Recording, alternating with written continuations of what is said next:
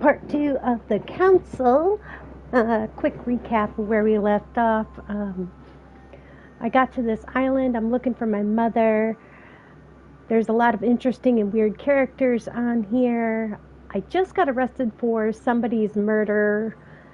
This lady was she has all kinds of problems, and I'm not sure how she died, but I didn't do it. And I could have spent the night with the Duchess, but I chose not to. So here we go, part two. Let's go.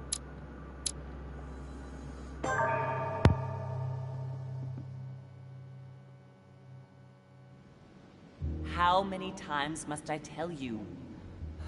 You must never put your life on the line for me. Mother has always had a fascination for Lord Mortimer, but has never wanted to tell me why. We are doing our utmost to find your mother as quickly as possible. Without your mother, hundreds of men of the cloth would have gone to the guillotine. All I can tell you is I'm looking for my sister. Do you believe your mother capable of torturing a child? An agreement for cannons. Lord Mortimer assured me that you are to take over the project on behalf of your mother. Johann Christoph von Wollner, Minister of Religious Affairs, and Jacques Peroux, French Revolutionary Tribunal Judge. You'll find that Lord Mortimer is not what one would call conventional, Monsieur de Richet. Monsieur de Richet, I am arresting you for the murder of Elizabeth Adams.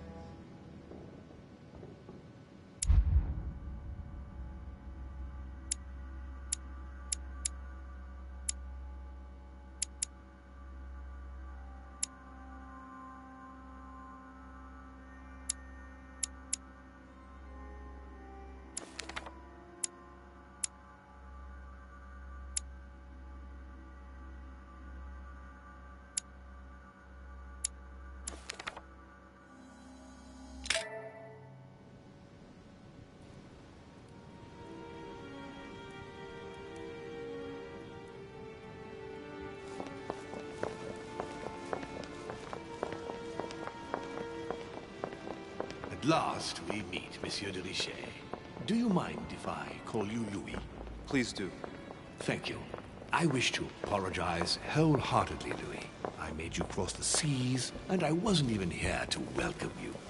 When I asked you to join us here, it was, of course, in the hope that you would help us find your mother. But an act of horrific violence occurred during the night, and I do not know if this is linked to the disappearance of Sarah. If there's a possible link to my mother, I hope you'll let me know. In the early hours of the morning, Elizabeth Adams was found dead in her room, savagely mutilated with a knife. I'll get straight to the point, Louis. According to the initial elements at my disposal, you were the last person to see her alive. Yes, last night Do you suspect me? I want you to tell me everything that happened last night and leave nothing out. Tell me, how did the evening begin?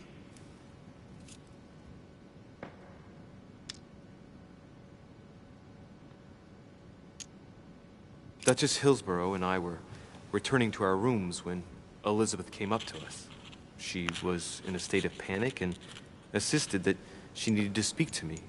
She said she feared for her life. I took my leave of the Duchess and followed Elizabeth to her room. Continue. She insisted we have a drink, without which she refused to confide anything. What exactly did she want to speak about? She claimed she saw my mother the previous evening on the cliff, if I remember correctly. Interesting. I will send someone as soon as possible. But do go on. I refused to go on drinking with her. She already seemed drunk and her conversation became confused. So, then she ordered me to get out. If only I'd stayed.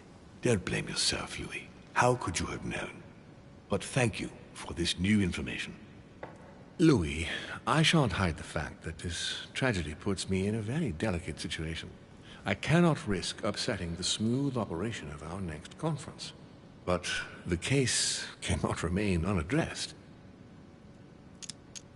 I must reassure my guests, and justice will be done. And for that to happen, I must ask for your help. Why is that? You met Elizabeth. You spoke together, I believe. She trusted you. Listen, Louis. Find out who could have committed this murder. I refuse to believe that one of my guests is the murderer. I want to know who is responsible for this. And I trust you. You have my backing. You must stop at nothing. Can I count on you? Of course. How would you like me to proceed? Maybe you could start by going to the scene of the crime. Elizabeth was attacked in her room.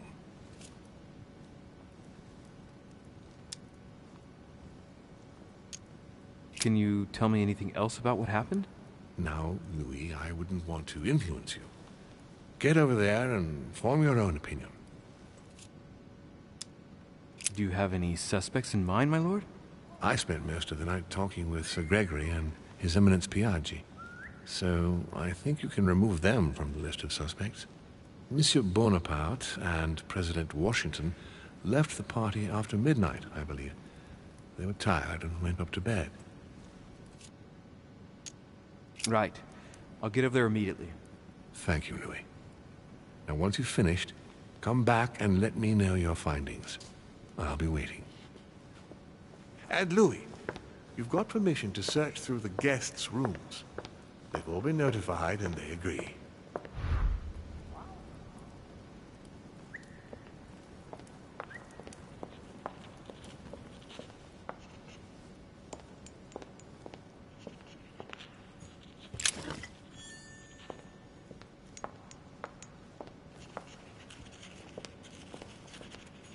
The Nightmare painted by Fuseli in 1781.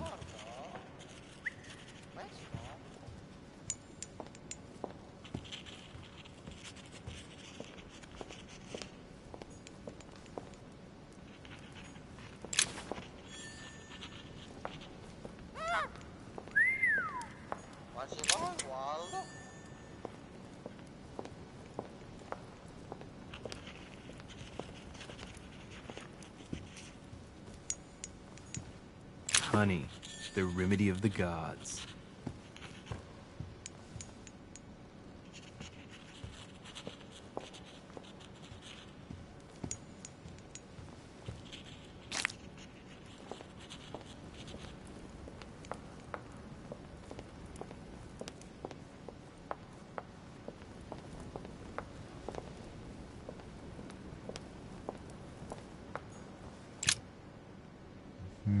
Which four-letter word could open this?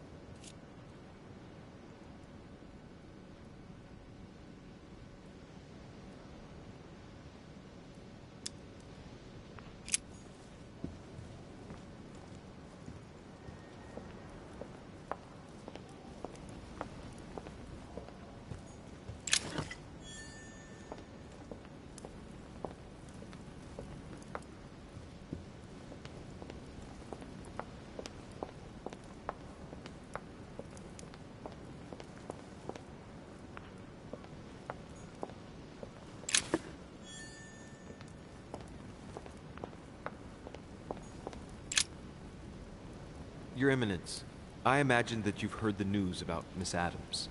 What a tragedy, my son. How could such a thing have happened? That's exactly what I'm trying to find out. Did you notice anything out of the ordinary last night? I saw the young French soldier, Bonaparte, I believe, hanging around near Miss Adams' room. But I would not want to get an innocent man into trouble, Louis. It's probably nothing. But if I were you, my son, I would talk to Monsieur Peru. You remember how violently he set upon Miss Adams. Oh, don't worry. He's on the list of suspects.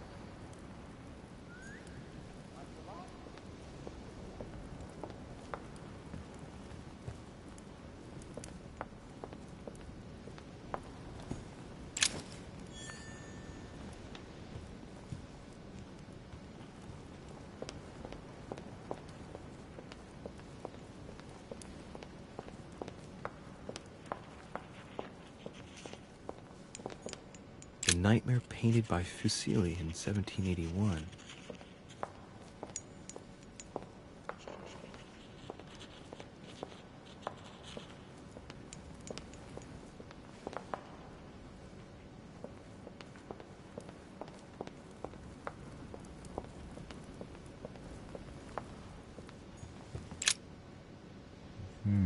Which four-letter word could open this?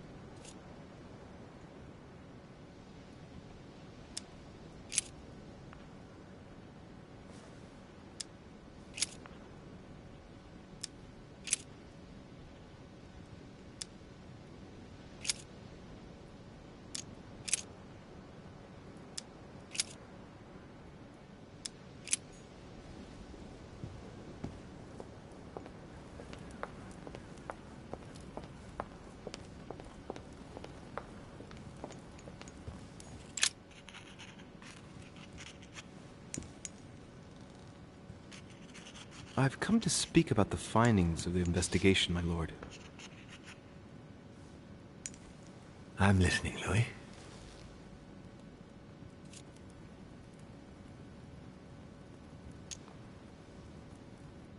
I'll be in touch as soon as I have any more information.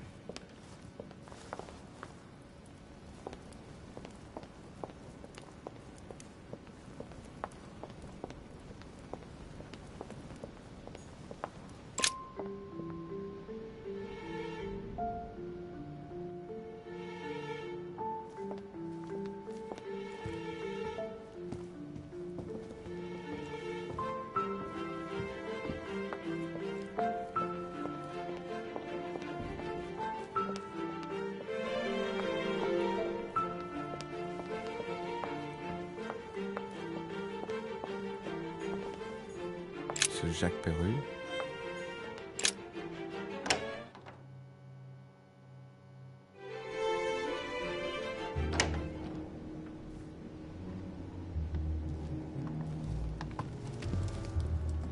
What do you want from me, de Richet? Greetings. It's fallen to me Cut that... the crap! Get to the point. We both know why you're here. And have you got anything to tell me? What does it matter? It's too late anyway. Do what you have to do and get out.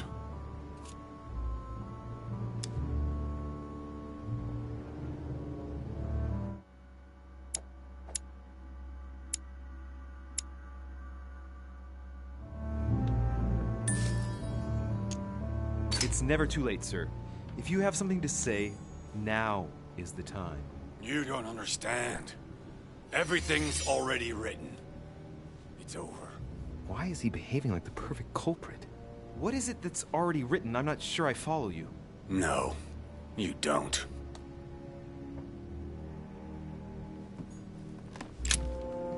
All right. Have you finished?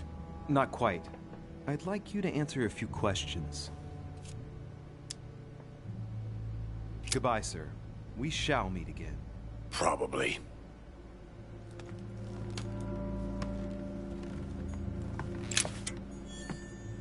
A pattern with 4 circles.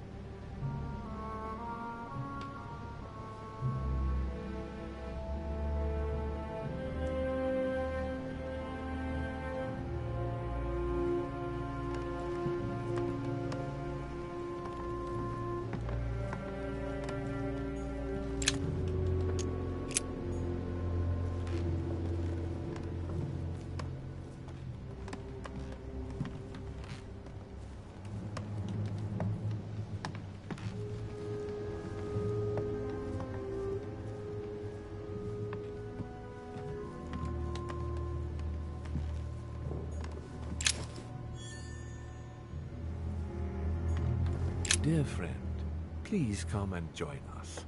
We must meet about the ongoing operations in Paris. A boat will be waiting for you in Calais and will take you to Dover in England. From there...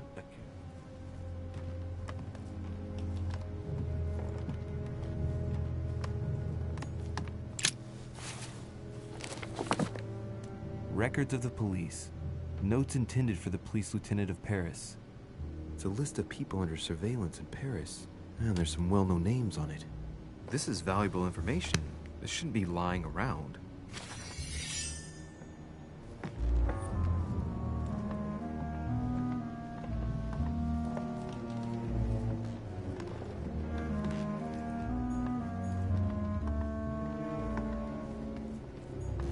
A pattern with 4 circles.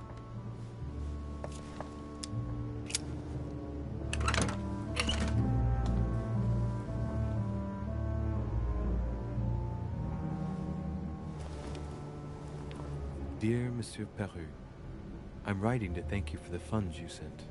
These funds will be crucial for the renovation of the western wing of the orphanage. The children you sent are doing marvelously well, and little Pierre will soon be walking. Some of them still sometimes suffer nightmares about their parents on the scaffold, but I expect they will cease in due course. Should you decide to send us more, please note that another... All right, I've retrieved everything. All right. Have you finished? Not quite. I'd like you to answer a few questions.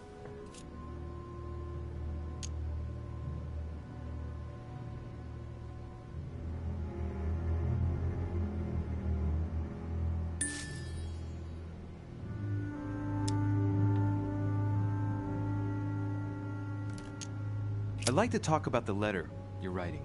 What woman is it addressed to? Who says it's a woman? I'm not saying any more. There's no point you insisting. All right. Have you finished? Not quite. I'd like you to answer a few questions. 2 days ago, I surprised you having a go at Miss Adams. What happened? Did you want to give her another beating? She wouldn't let you push her around again, huh? Shut up, you little shit! You have no idea what happened, and here you are, carping away. You think you're Investigator of the Year. Have you taken a look at yourself, de Richet? Didn't you get enough beating her black and blue the last time? I did not!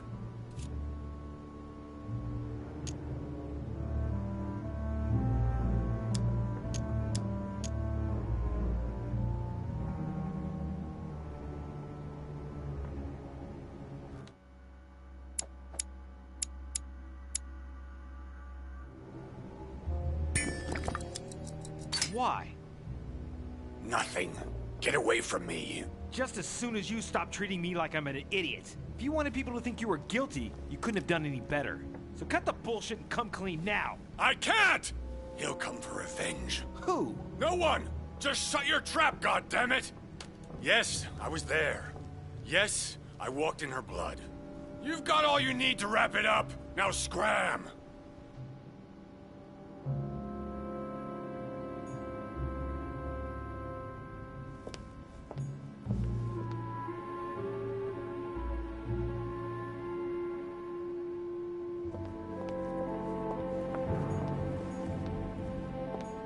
Monsieur Napoleon Bonaparte.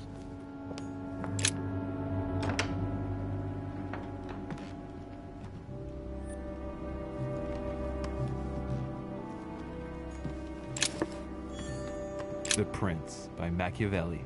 A perfect read for anyone with a surfeit of ambition. That might come in handy.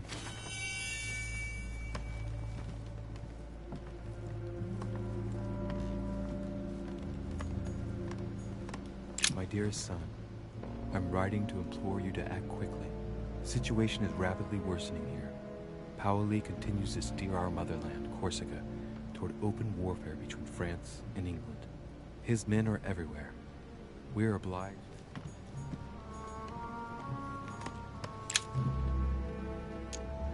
Carmelite water. They say that if you drink this, it gives you a real boost.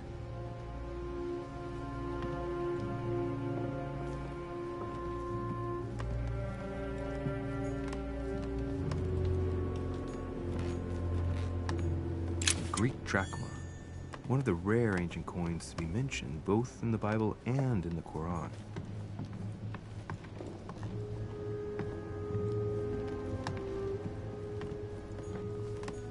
Amber crystals.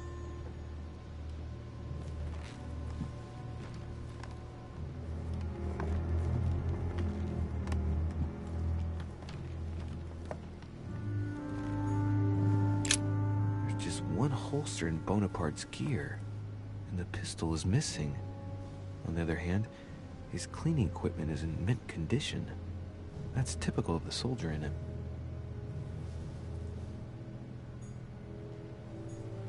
My dear Napoleon, as previously agreed, I would like to ask you to join us in January on my island to participate in the High Society meeting organized for the occasion. We shall be able to continue our discussion about our project. Golden elixir.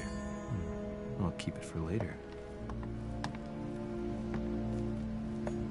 This is Circe.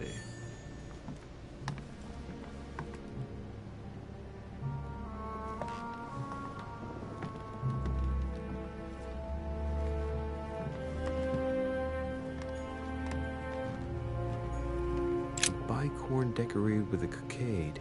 It must belong to a French soldier.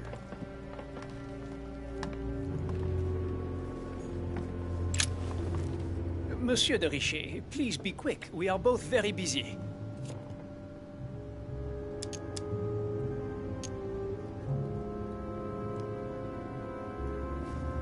Someone saw you not far from the victim's room.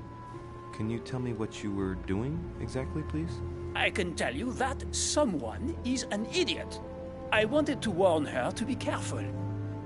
You see, on the night of my arrival, I saw someone leaving her room in haste, and I wanted to speak to her, to warn her. Unfortunately, the young lady slipped through my fingers each time. Now I know why. She had every reason to be worried. What an idiot I was not to insist. I could have helped her.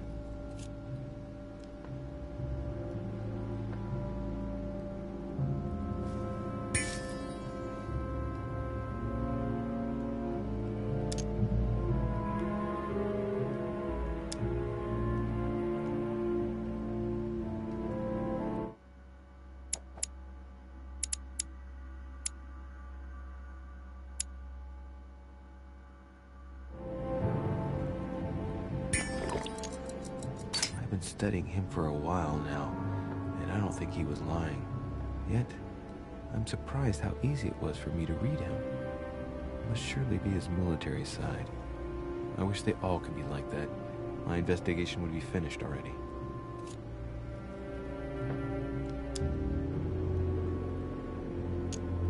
Did you hear about young Elizabeth? Indeed, it is deeply regrettable. Lord Mortimer asked me to... I know. You no doubt want to know my alibi. I spent the night downstairs playing cards.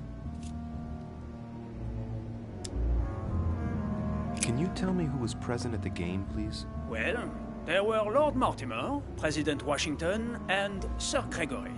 Thank you. Ah, and His Eminence Piaget as well. Excuse me, I nearly forgot him. Poor soul. What time did the game end? I can't say exactly. As for me, I must have stayed until midnight. I was exhausted, couldn't think straight. So I preferred to go up to bed. On your way up to bed, did you notice anything out of the ordinary? No, not in the least. The whole manor was sound asleep. Not really. No. Did any of you leave during the game? Not that I know of, monsieur. I didn't exactly spend my time noting the other guests' comings and goings, but I don't think so. Thank you. Did you notice anything unusual during the evening? Nothing at all, except the luck of the devil of Lord Mortimer and Sir Gregory at cards. Did they win much? Oh la la, monsieur, they cleaned us out more like. But I plan on getting it all back before we leave.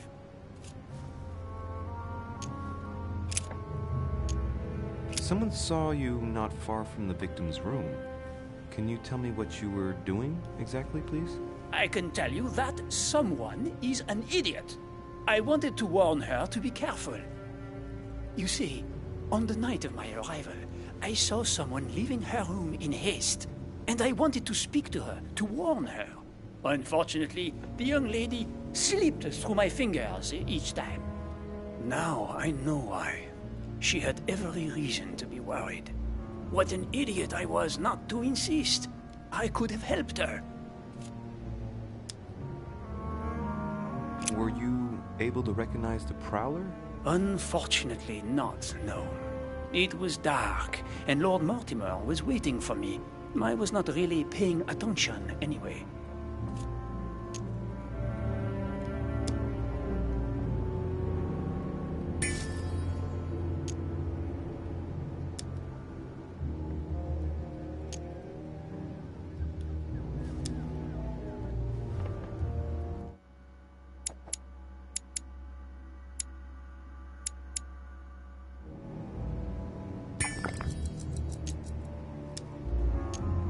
But if I remember rightly, the night of her arrival was also the night of my arrival. So the person he saw leaving Elizabeth's room was Washington.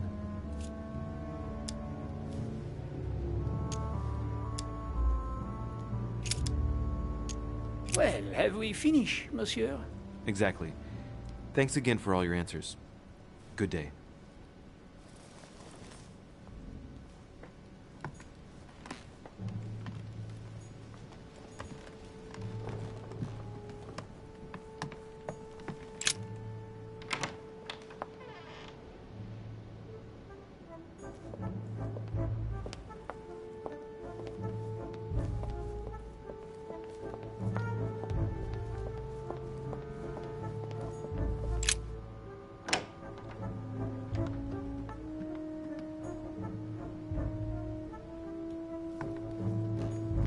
King George III in coronation robes.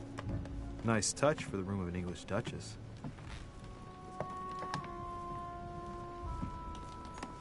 Dear E, I received your last letter. Unfortunately, the Crown informed the Golden Order that our mission should under no circumstances hamper Sir Gregory's plans. Decidedly, they have support from the highest level in Buckingham Palace. So here we both are, hands and feet tied, and little room to maneuver. Keep me abreast of events.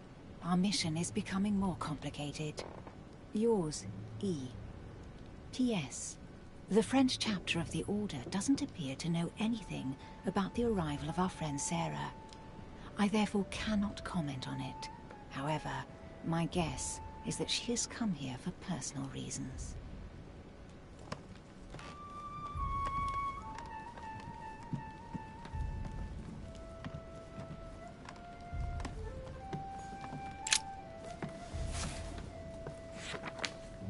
Grammar of Port-Royal.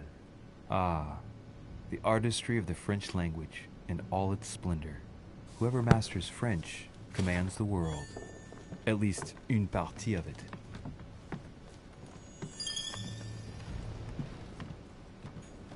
A letter from William Pitt the Younger, addressed to Emily. He's the present Prime Minister of the United Kingdom. Emily has indeed some powerful backers. Madam, thank you for consoling the Queen. The King's situation is worsening, but I wager he'll recover from this present fit. Next time you speak with Her Majesty the Queen, would you please be so kind as to ask her to look into my petition to raise taxes with the King? 2 coils circle the lock.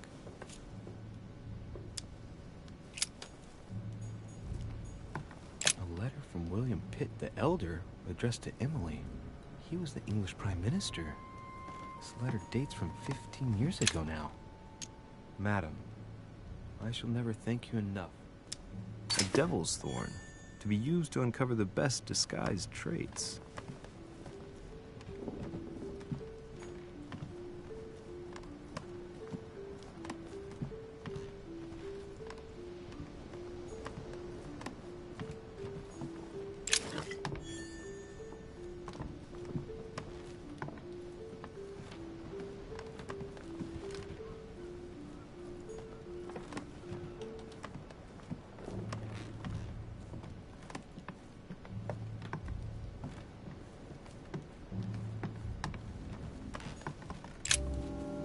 What can I do for you, Louis?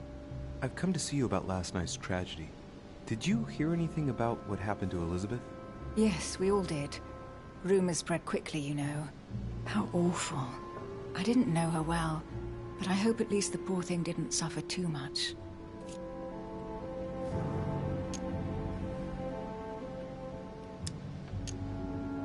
Elizabeth was stabbed 9 times. No doubt she suffered greatly. 9 times? What monster is capable of such a horrible thing? Do you know what happened exactly? In fact, Lord Mortimer has asked me to look into this case, Emily. Really? Are you Lord Mortimer's snoop now? I'm doing it for Elizabeth, not to please Mortimer. Good for you. Quite right, too. Have you found out anything?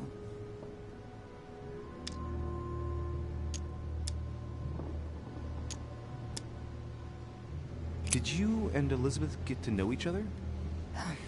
I must admit, Louis, I didn't take much interest in her. I feel a bit guilty about it, but I never actually spoke to her.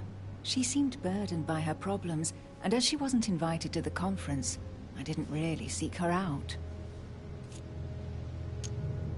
I'm now interviewing all the guests to establish the alibis for each person. Just so that I can cross you off the list of suspects, can you tell me what you were doing on the night of the murder? Am I given to understand that I'm on the list of suspects? Don't take it the wrong way, but I must consider every possibility. Well, if you absolutely wanted to be sure of my activities that evening, you only had to join me, you know. I know, Emily. Especially since I couldn't prevent the murder, even though I spent part of the evening with Elizabeth. You're sure it's not too hard to bear for you? The fact is, I don't have a choice. But I will find the murderer. I owe Elizabeth that, at least. I won't keep you, Emily. Thank you for answering my questions. See you, Louis.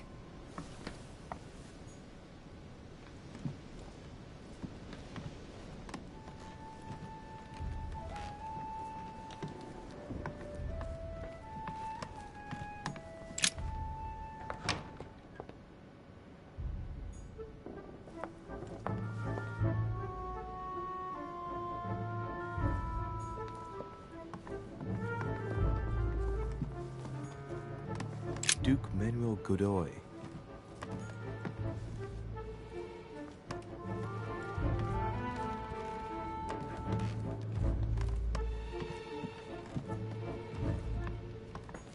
Huh, that's me.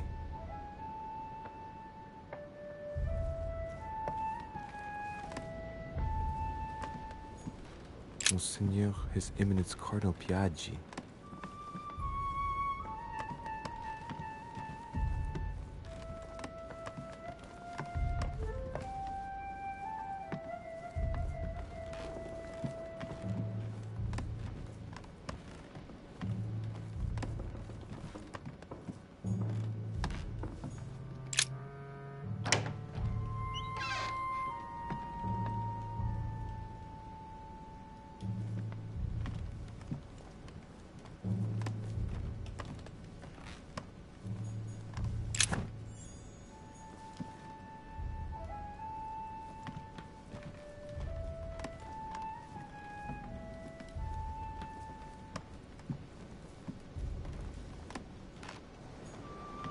My dear George, I'd like to invite you to join me as planned at my place. I have a project to show you. It is time that the United States played a more important role on the world stage.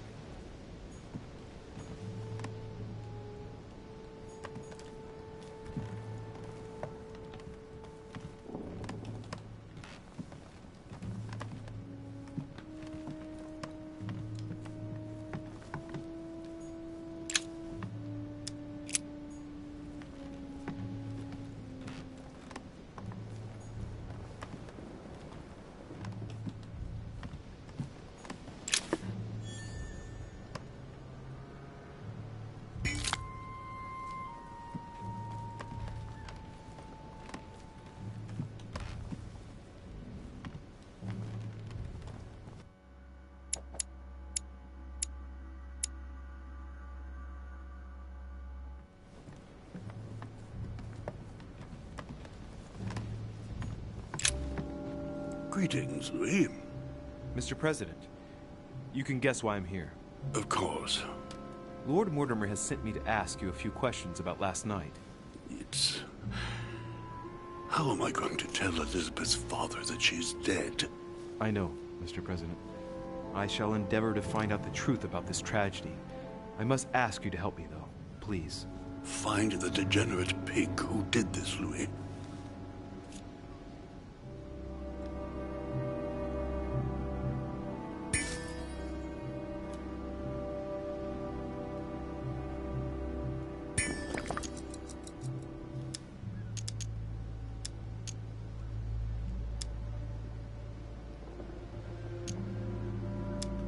Are you all right, Mr. President? Are you feeling all right?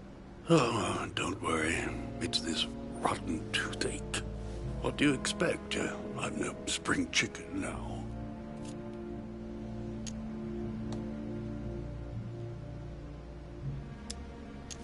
Tell me, Mr. President, had you spoken to Elizabeth since your arrival? You know her father. You thought she was dead. No, I didn't. And I believe I'll be taking my remorse with me to my grave. I wanted to, but I didn't know where to begin. You can't blame yourself. You couldn't have known that her days were numbered.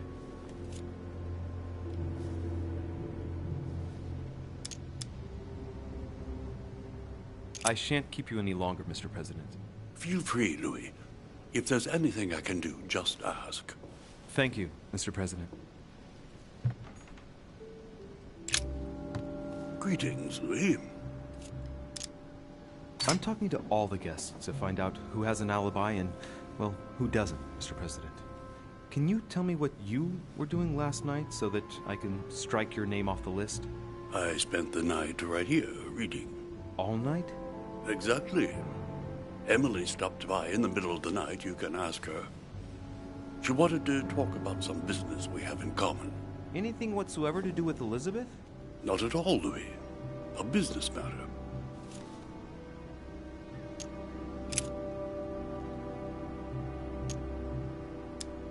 Do you know if she had any enemies, Mr. President? Not that I know of. I heard about her altercation with Mr. Peru, but that case was closed, if I'm not mistaken. But if in doubt, I wouldn't leave any door unopened. And I'd go and question your fellow countrymen. Don't worry. Countryman or not, I'm not letting anybody slip through the cracks. Do you know why she came to the island? To get help, if I'm not mistaken. Isn't that right? Indeed. Sir Gregory suggested to her father that he introduce her to Lord Mortimer to see if he could help her.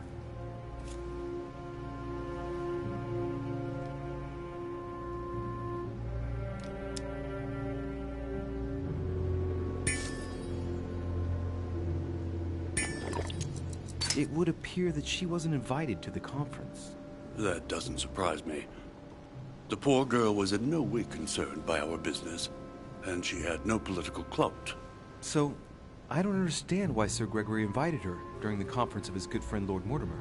He must have realized that he wouldn't have much time to grant her. Preparing a conference does not seem an easy task. On the evening of our arrival, Lord Mortimer didn't even welcome us, what with his being so busy and all. Yes, you're right, Louis. I didn't think of that. It is indeed rather surprising. The easiest thing to do is simply ask him, you know.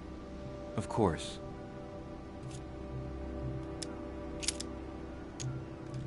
I shan't keep you any longer, Mr. President. Feel free, Louis. If there's anything I can do, just ask. Thank you, Mr. President.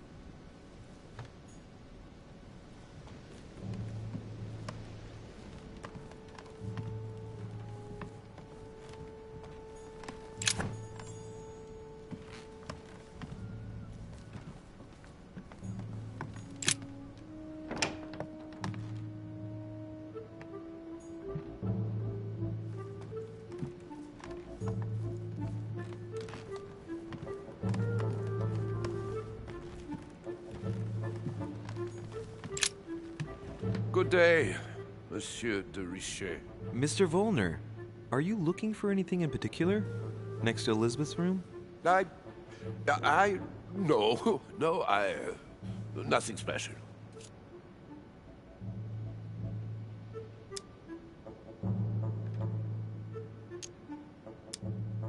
Lord Mortimer must have informed you of the necessity for everyone to remain in their rooms until further notice. Certainly, but I'm a guest, not a prisoner. I was looking for a servant, since we don't all, unfortunately, have one at our disposal. Yeah, right. I shall leave you now, sir. I will return to my room.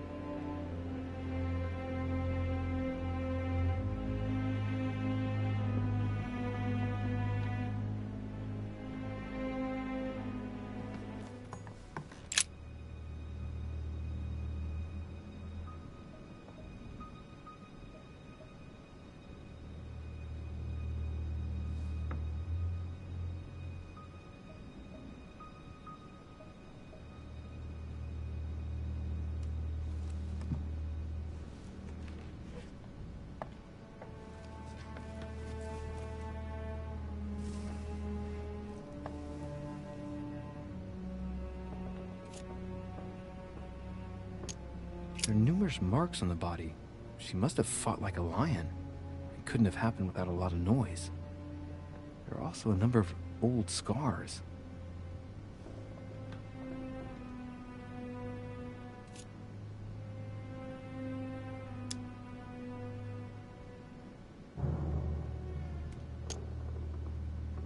The scars are superficial and were made several years ago. She wasn't trying to take her own life.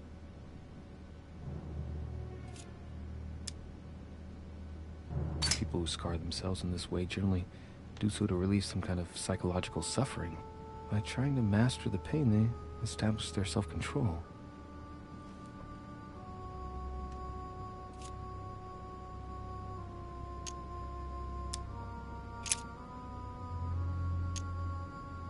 She had the Sigillum de Ameth tattooed on her, the symbol of the living God, written in the language of angels, according to believers.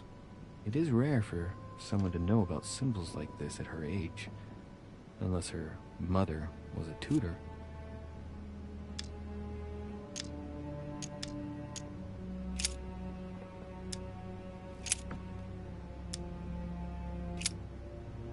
I see no sign of bruising on the skull. The only clue is a scar from a previous craniectomy. Poor Elizabeth, she must have been very young when she went through all that. That's torture. She also has old scars around the neck, and maybe mutilations.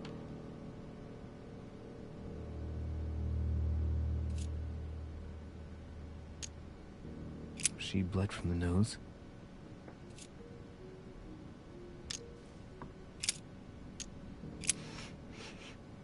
What a strange smell.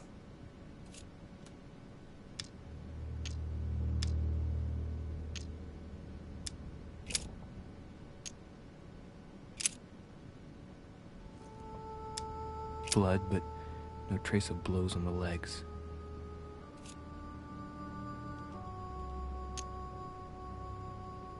More tattoos, similar to those on the rest of her body.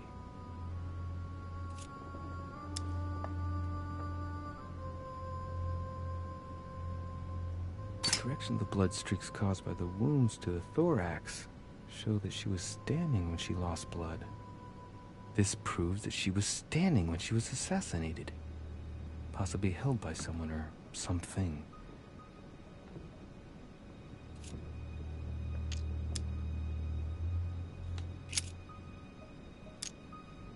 I count no fewer than 9 wounds on the thorax, with a lot of blood. At first sight, I'd say that's what caused her death. Some of these tattoos are veritable works of... What's that? The skin between her breasts is different. Bloody hell! This tattoo was drawn on a page of leather and stitched onto her skin. Probably during childhood. If the scars are anything to go by. It's the same kind of tattoo as on the rest of her body.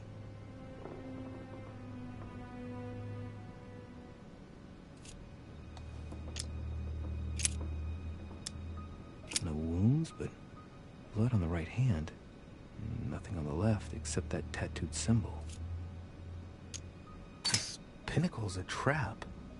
The wearers of the pinnacle thought that they were protected from evil by surrounding it inside the different circles of the pinnacle.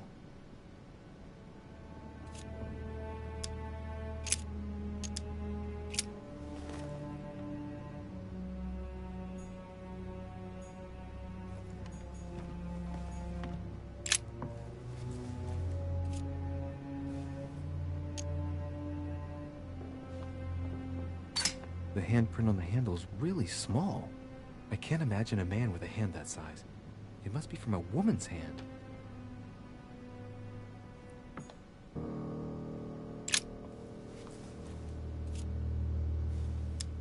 The blade is short and thin. Well sharpened, apparently. It's covered in blood. Still fresh. The lower part of the handle is unsullied by blood. The murderer gripped the weapon so tight that there's no blood where he held it. The handprint indicates a small and slender hand.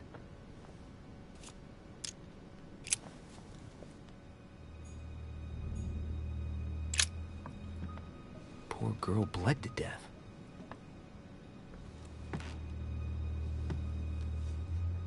Whoever left that footprint has boats for feet.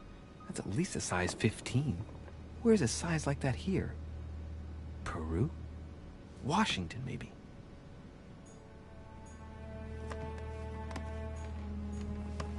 Knocked over bottle of wine.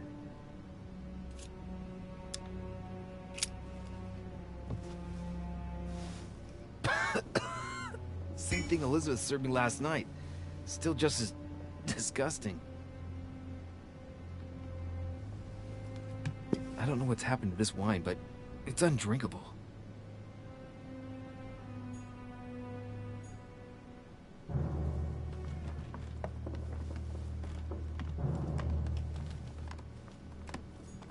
My dear Elizabeth, I'm writing to inform you of some unfortunate news.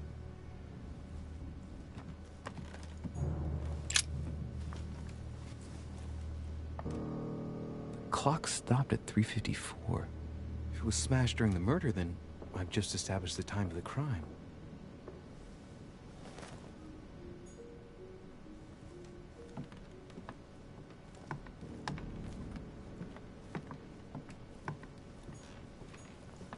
Pentagram? What the hell's been going on here?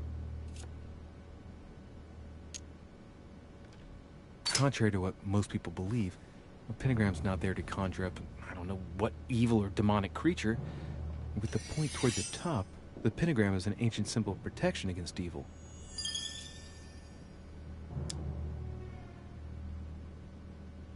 I wonder if Elizabeth's death has anything at all to do with this pentagram.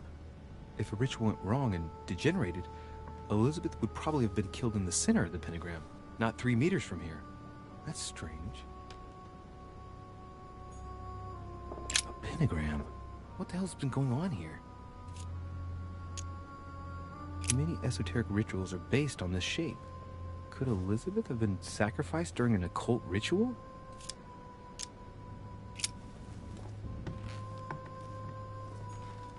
A notebook, written in Elizabeth's handwriting. It is written in a mix of several languages. Not too easy to work out.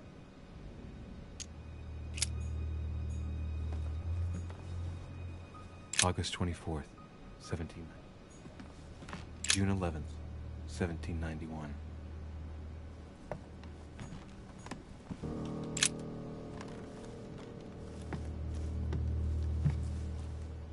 A pistol? Fairly new, I'd say. And judging by the weight of it, fairly light.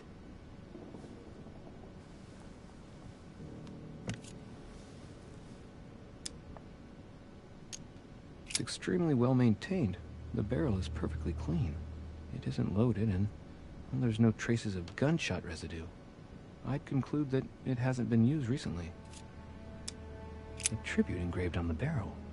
To the liberators of France. There's a few dried traces of blood on the grip. Difficult to know for sure how they got there. Right. I shall have to find its owner.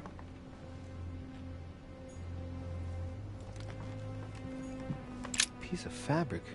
High quality at that. I'd say it's silk. Going by the texture and the gray hue, it must come from a dress, that kind that women of quality wear. The color doesn't correspond to Emily's black outfits, and Elizabeth doesn't have anything quite like this in her wardrobe. Let's take a closer look. It's a little dirty. It must come from the bottom of the dress where it touches the ground. I recognize that moire pattern. It's the same as the travel dress my mother was wearing when she left. But why the hell did she come into this room?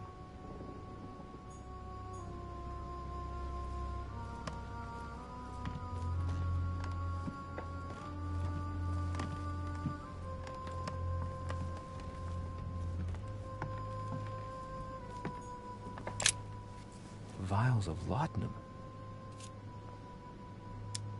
The label shows that this laudanum comes straight from America. I wonder if Washington's involved.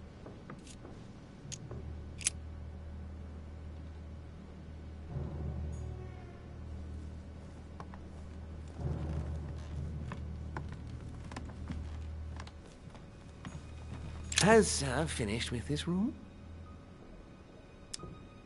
No, I haven't gone over everything yet. Sir may take his time. When Sir would like to leave, Sir has only to tell me. Has Sir finished with this room? I know enough now. Thank you. Very well, Sir. Sir may return whenever need be. I shall guard the door.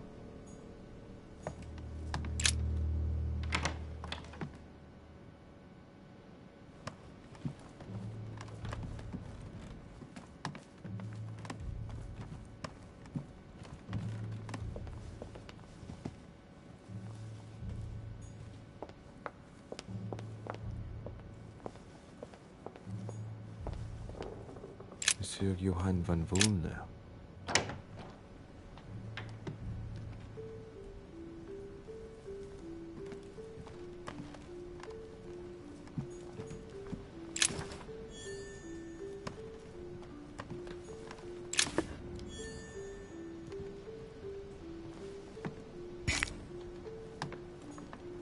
The Sorrows of Young Werther.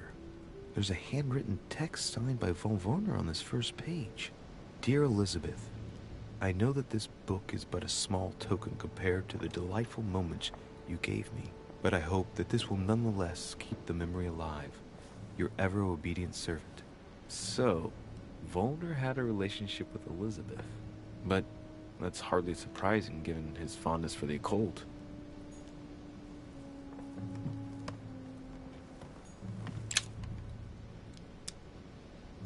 Golden elixir.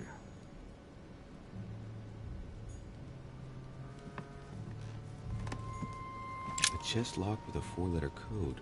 Surely a word close to the owner's heart.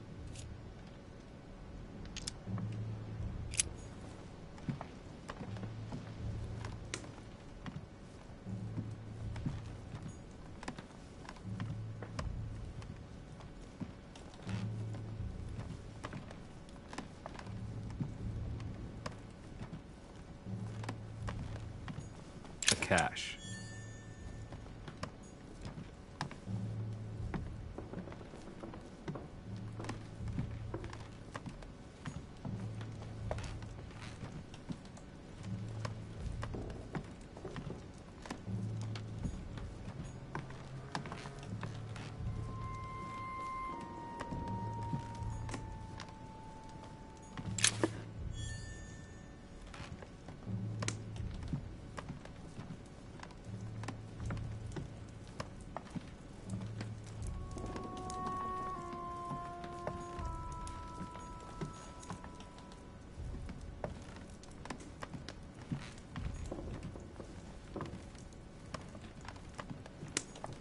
A ruble.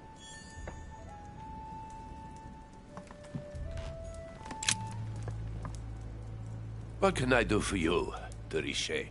Monsieur, Lord Mortimer has appointed me to investigate the tragedy that befell us last night. Oh, yes. It's horrible. Yes. How can I help, monsieur?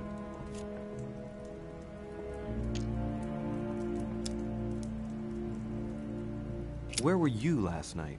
In my room. I read a few ancient manuscripts before going to bed, but I didn't stay up long. I was tired. Thank you kindly. Excuse me for asking, but did you know Miss Adams? Oh, she... not really, to tell the truth. No. I found the Werther dedication, signed by your hand, monsieur. Would you like to change your version now? Be careful, de Richet. Don't push your luck. My relationship with Miss Adams was pure, and has nothing to do with you. Well, continue playing the detective as you see fit. But if I find the bastard who did that to Elizabeth, I will... Yes! I would have preferred a simple response, but I see I have my answer now.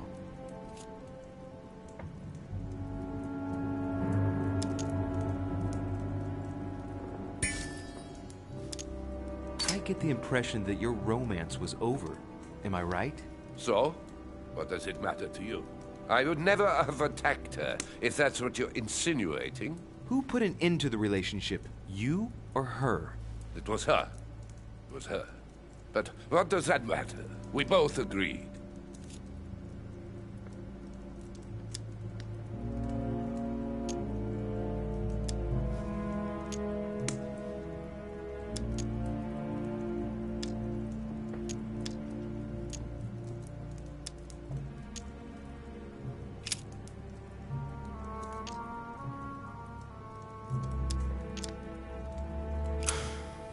We finished.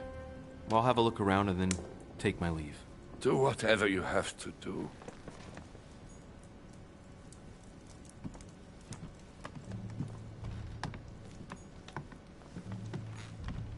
Amber.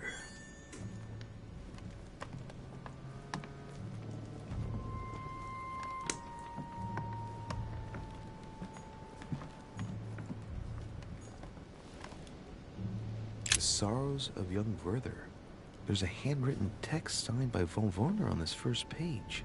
Dear Elizabeth, I know that this book is but a small token compared to the delightful moments you gave me, but I hope that this will nonetheless keep the memory alive. Your ever-obedient servant.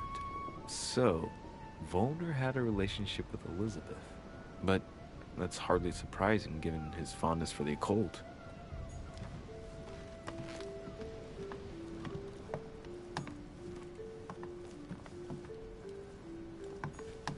The signs of obscurantism.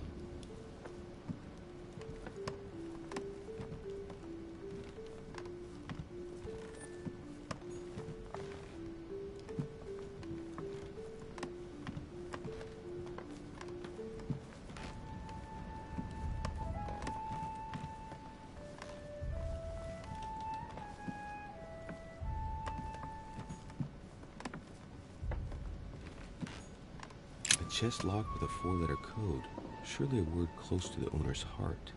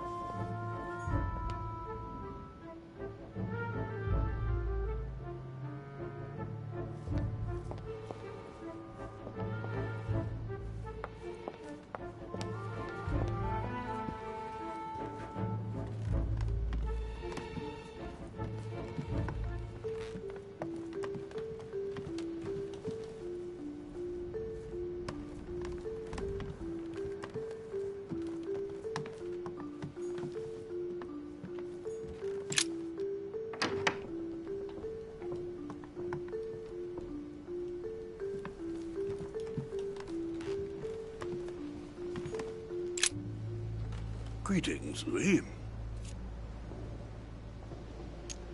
Were you aware that Elizabeth took laudanum? Yes, she came to ask me for some. She had finished her reserve, I believe.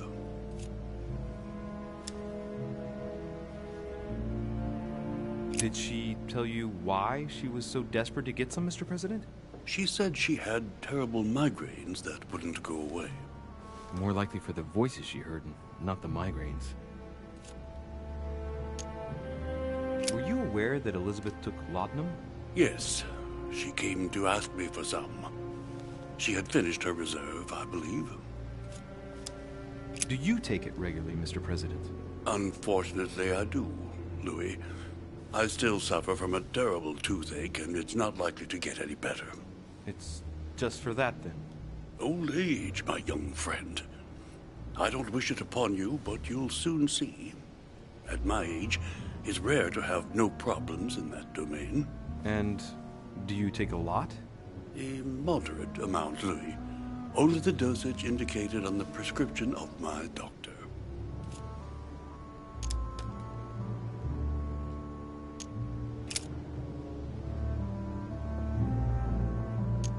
Mr. President, we found a footprint at the scene of the crime. Not a dress shoe, I hope. That's all I wear. No, rest assured. It looks like the print of a big ankle boot. A large size, I'd say. Perfect. That should help you, Louis. It's a clue.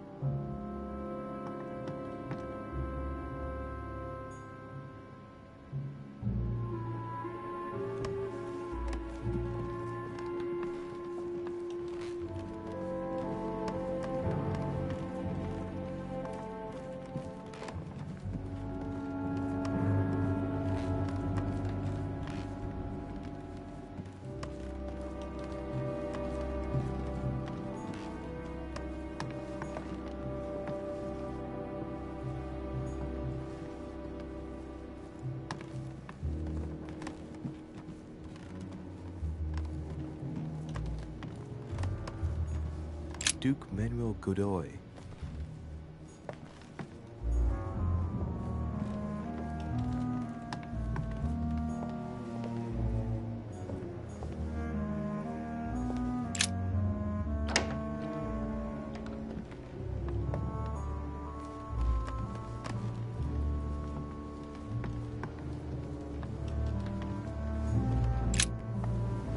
What can I do for you, Louis?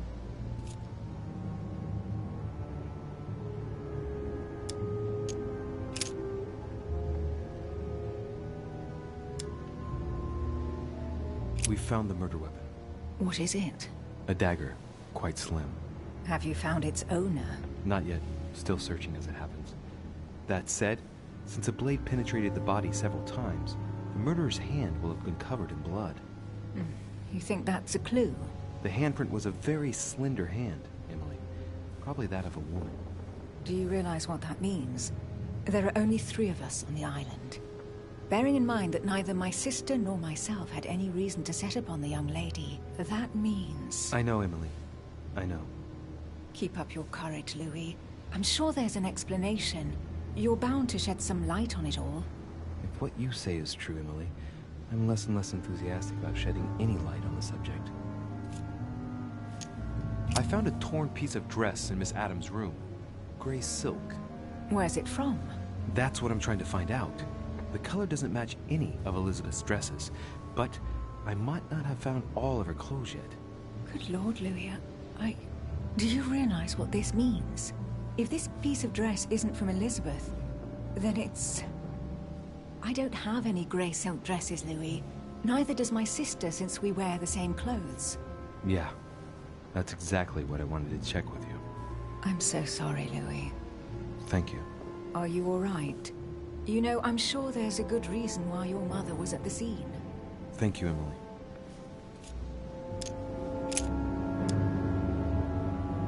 I won't keep you, Emily. Thank you for answering my questions. See you, Louis.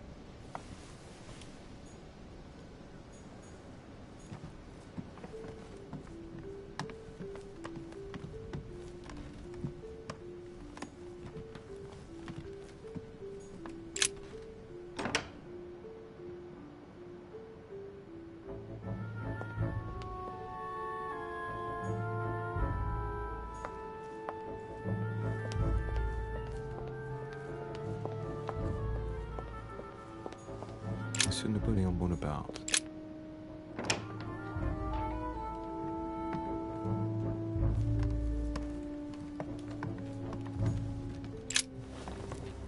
Monsieur de Richet, please be quick. We are both very busy. As any good soldier would, I imagine you own a firearm. May I see it? Oh, well, if you really want to, here is my pistol. Don't worry, it is not loaded. Do you have several of these? In Corsica, oui, but not on me when I am traveling. Only a bandit would carry such an arsenal. Thank you. Well, have we finished, monsieur? Exactly. Thanks again for all your answers. Good day.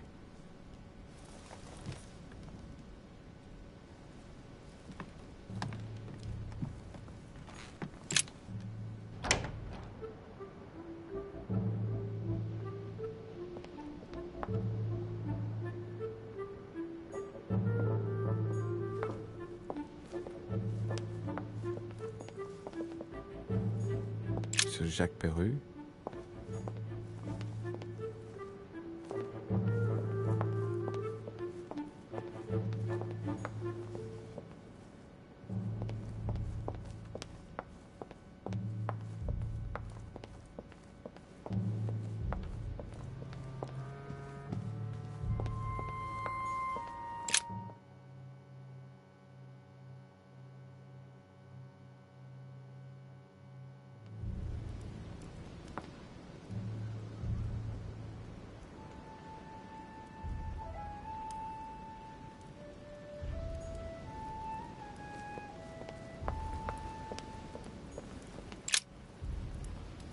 What a tragedy, my son.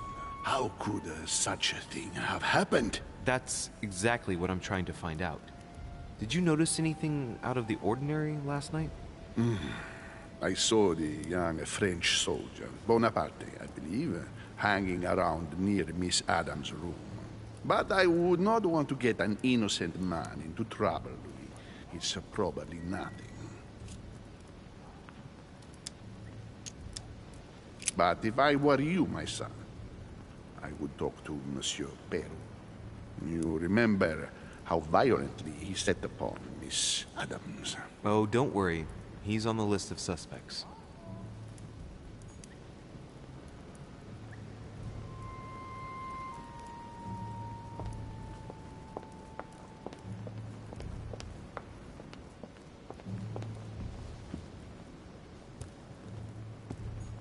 Dante's Purgatory. Why does your mind presume to flight when you're still like the imperfect grub, the worm before it's attained its final form? Charming.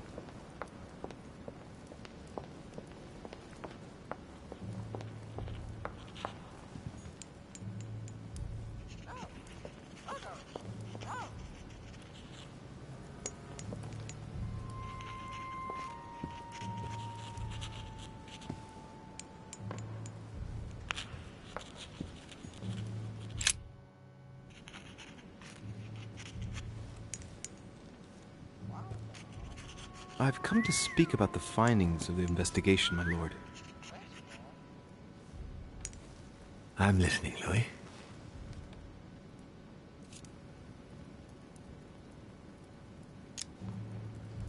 I'm sorry, my lord, but I don't have any evidence conclusive enough to allow me to name the culprit with certitude. Really? I see. Well, that's your decision, Louis, and I accept it. Given the distinguished guests and the sensitive political issues involved at the conference, I trust you'll leave me to conclude the case in my own way. Right. It's time we spoke about your mother, Louis.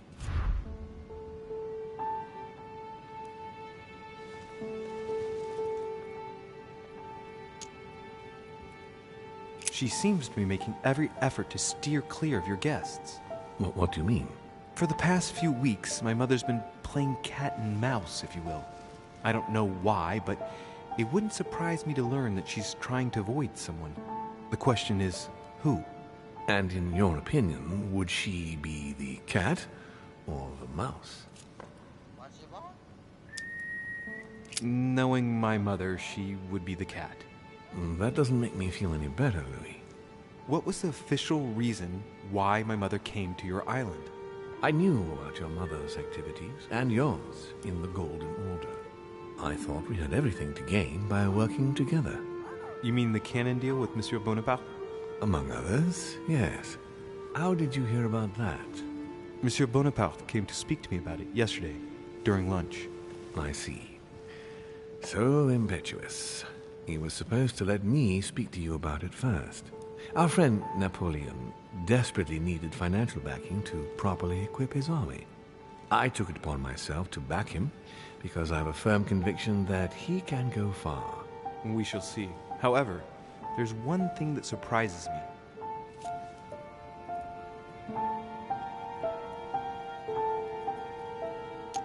Isn't Bonaparte a bit young to deserve so much attention? Well, you come straight to the point. I like that. Indeed, if you knew just how much you remind me of him. Trust me, I'll wager that Monsieur Napoleon will soon prove himself. I'm working on it, at least. Once this deal was closed, I had big plans for Sarah. Such as what?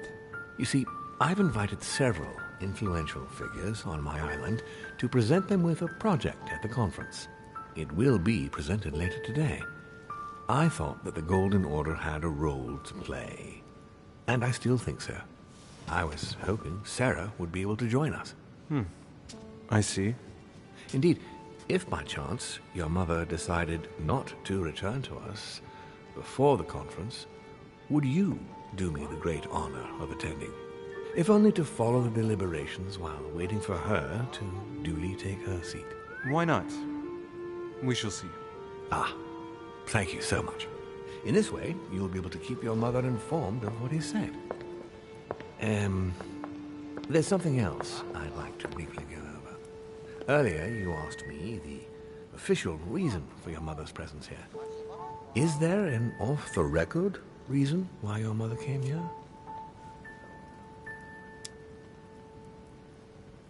If only my mother had trusted me, but she remained very mysterious. I'd have been delighted to answer your question. Is this usual for her? As head of the Order, secrets are her bread and butter, as you can imagine.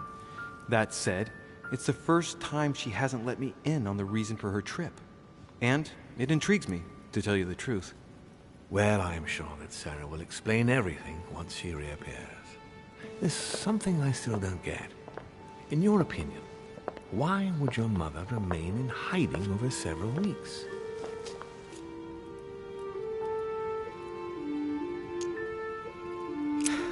Her not coming back to the manor after so long makes me wonder if she's wary of someone. Well, certainly. But whom? The only ones who were present during her stay were Sir Gregory, Duchess Hillsborough, Mr. von Wollner, and myself.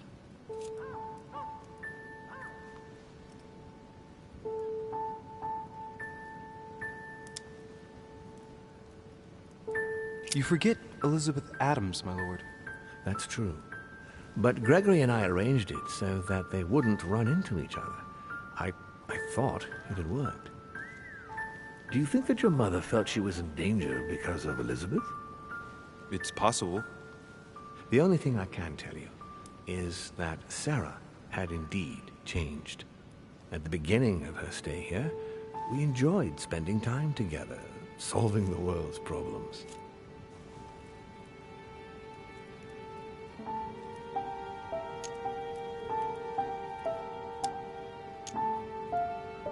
You seem to know my mother very well, my lord. What did you talk about together? Oh, as soon as we had a little free time, we liked to share points of view about practically any subject.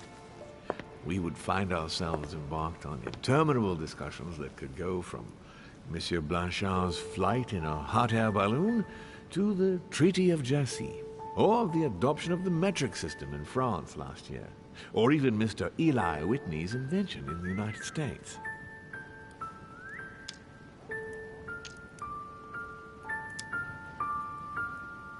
The armistice between the Russians and the Turks.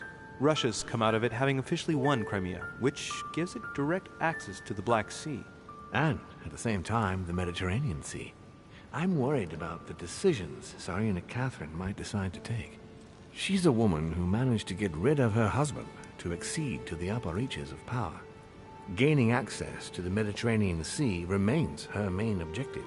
When she still had that dear Potemkin as her lover, I could always find out about her intentions, but those days are over.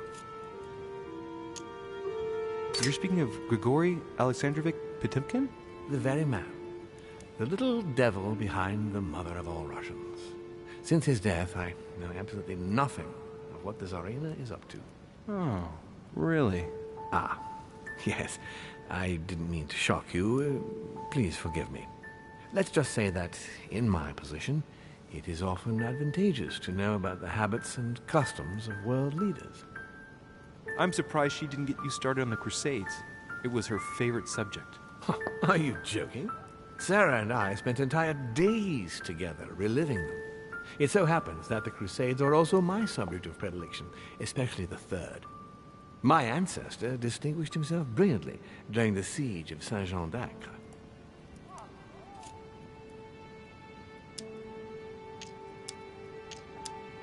Unfortunately, my lord, the Crusades are not my chosen field. Well, it doesn't matter. You have plenty of time to learn. Your mother is a very well-read woman. You're quite lucky to have her as a model, Louis. Yes, I know, but I'm still very worried. I must admit, there are worse things to worry about now, Louis. What do you mean? Since she disappeared, your mother has been seen once. Her behavior on the evening of your arrival greatly surprised Gregory and myself. She resurfaced to attack Emma, Emily Hillsborough's twin sister. And she shot her with a pistol. Then, before Gregory could intervene, she ran off and disappeared again. I beg your pardon? Hang on. That means my vision on the wharf, it was actually happening inside the manor. Mother shot Emily's sister? The very person she came looking for? Why would she do that? Excuse me, but between that and the childhood of Lady Adams, it's all a bit much for me to cope with. I need to piece it all together again to see things more clearly. You said that you spent a lot of time talking together at the beginning. What happened for that to change? I'm afraid I haven't much to tell you. The more the days went by, the more she withdrew into herself. She never gave me an explanation. Until the day came when she purely and simply disappeared. Where did she go when she wanted to be alone? She would shut herself away in a room we use as a box room upstairs. Would you allow me to go there? Naturally, Louis, of course. I'll send you a servant to open it. Thank you. One last thing, although I don't know if there is a connection. I'm listening. A gate was forced the other night near the wharf. Nothing serious, just a few small things damaged.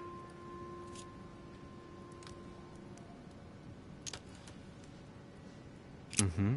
I see. I might be about to find a trace of her passage. Sorry, Mother, but I don't want him on my back. You'll have to take the blame for me. I can't see how Sarah could have done this, but then I can't think of any other solution either. I'll take a closer look. That's all I can tell you about the disappearance of your mother, Louis. I would like to have been more helpful. I shall stay on her trail and follow up any leads. Thank you. We will meet later on to welcome our last guest. In the meantime, I shall get someone to open the box room upstairs for you. Thank you.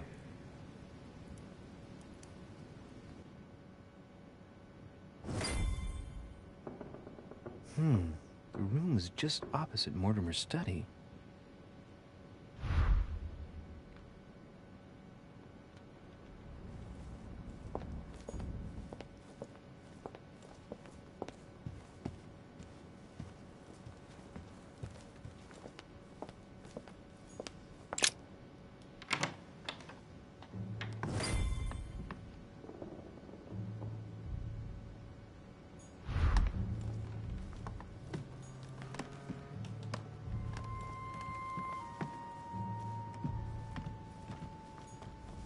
There are burnt papers in the chimney. There's a legible fragment left. Hey, I recognize my mother's handwriting. She says, we must find a safer way to communicate. Someone is onto us. Trust in my faith in the man with the sword. So Mother had an accomplice here. Who could it be? Who could she be suspicious of? I must find the next part. Faith, sword. I recognize her love of riddles there.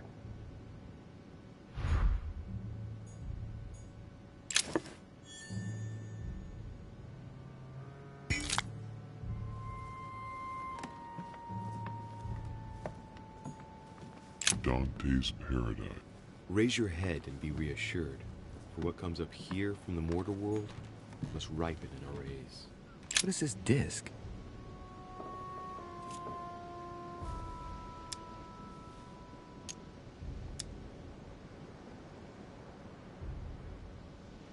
Oh, that reminds me of the ones my mother collects. It's magnetic.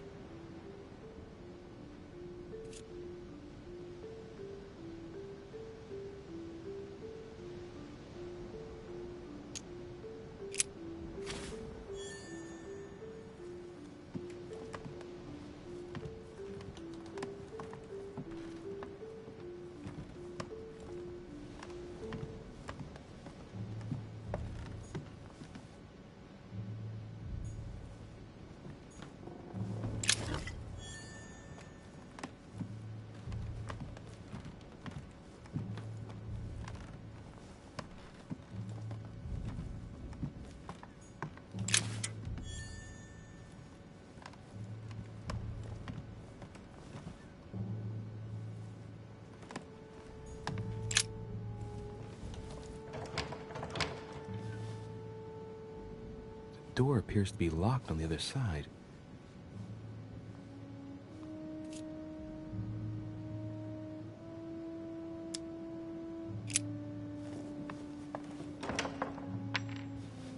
I think I heard something fall to the ground.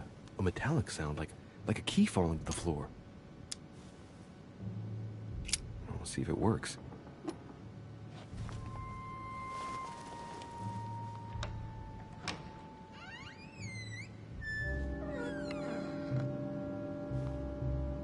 It's open.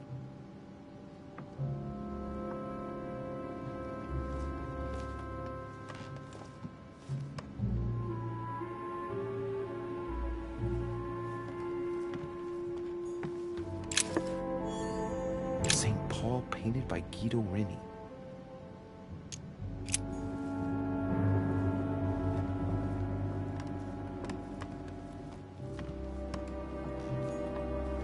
Chest with the occult symbol representing air.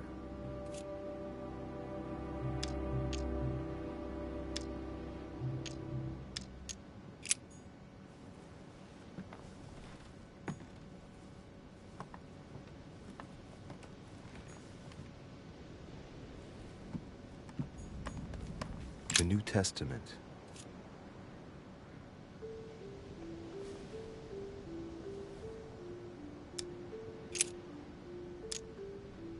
This book is incredibly precious. I believe this is the book my mother referred to when calling upon the Lord.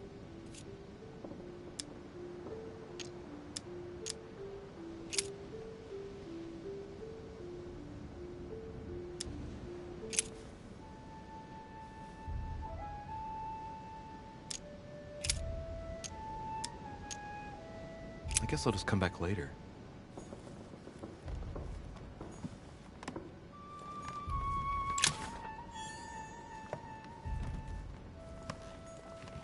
Several portraits of apostles, all signed by Guido Reni. It looks like someone touched this commode recently. There are fingerprints on the sheets and in the dust.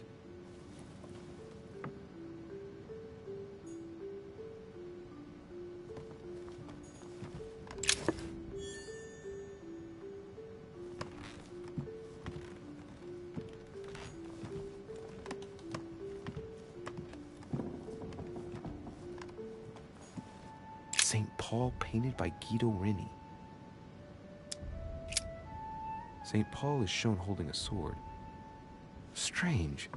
There's hardly any dust, as if the painting's been cleaned recently. There's a small inscription engraved on the frame. Let's take a closer look. This is how Paul spoke to his pilgrims from Rome. Just above that, someone's written down the figure 11 on the painting and underlined it twice. No, what does that mean?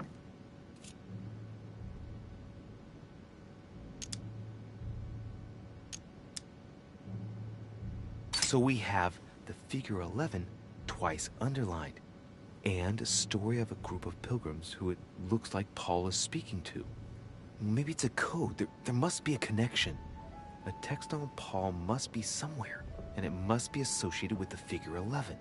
But what's the story with these pilgrims? I mean, a connection with the figure, maybe?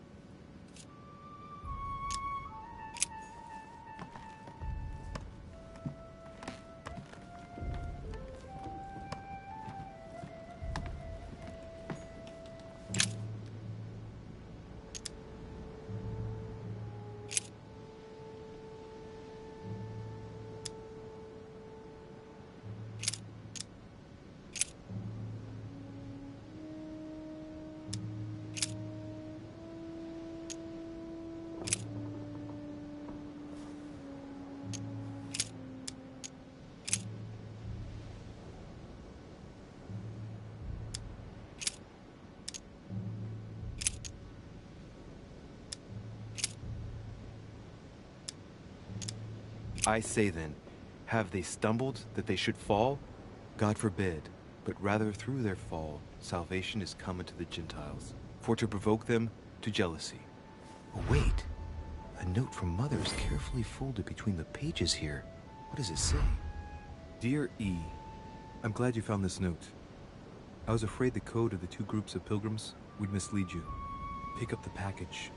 You know where, and hide it where no one will find it. It's imperative. Awaiting your reply, hidden behind the youngest apostle.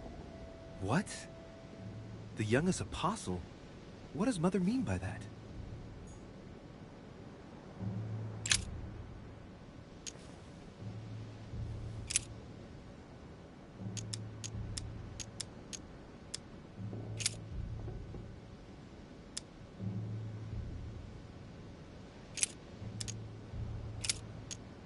I guess I'll just come back later.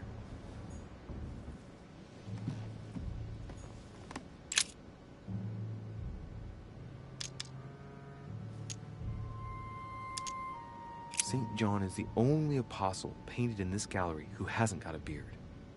Hey, wait! That means it's him. He's the youngest apostle.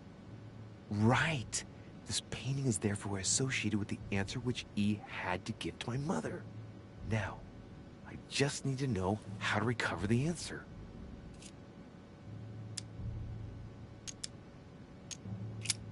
The painting looks like it's been taken down recently.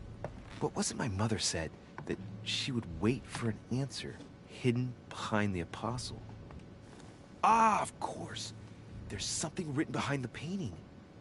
On the second day, the pilgrims will listen to the prophecy of the young apostle. They shall add one companion to their left and 3 to their right to complete their rank. What does it mean?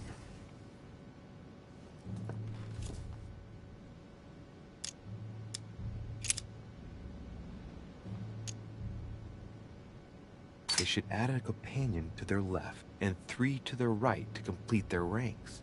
I imagine it applies to their code, the one Mother set up with the pilgrims. What's this? A group of pilgrims who Paul was talking to, and now John is telling them prophecies?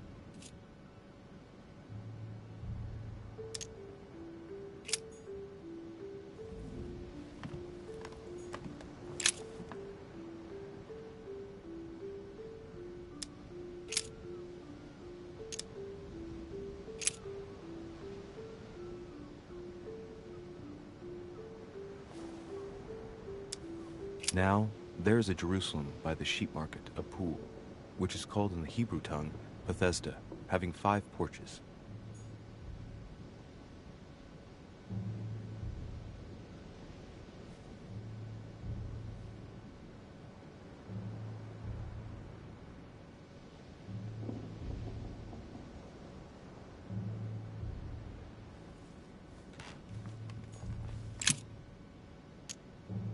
St. John, painted by Guido Rini.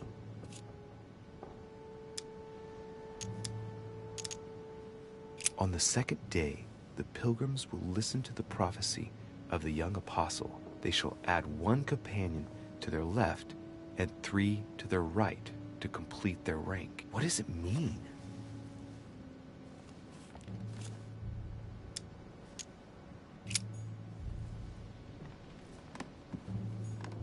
Several portraits of apostles, all signed by Guido Rini. It looks like someone touched this commode recently. There are fingerprints on the sheets and in the dust.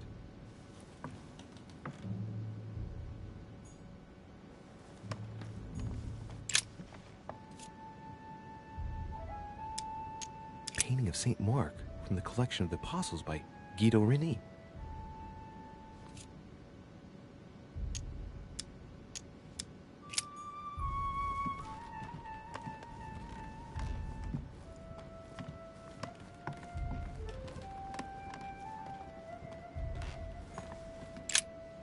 St. Paul on the road to Damascus by Caravaggio.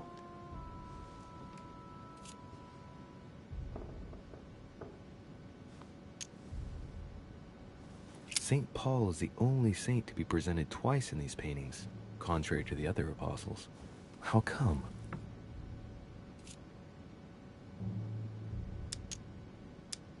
This painting has been hanging here for a long time. A lot of dust is built up on it. Well, a finger has drawn a number in the thin layer of dust. I can read the number 4.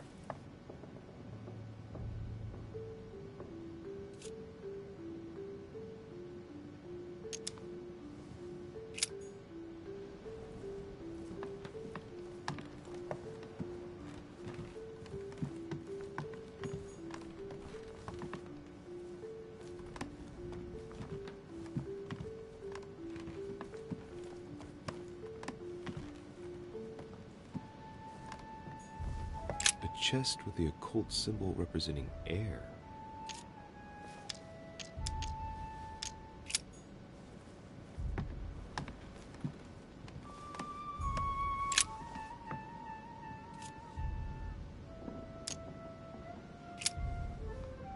There's something else behind this painting. It says, half of each group will join the first city of Corinth. What the hell does that mean?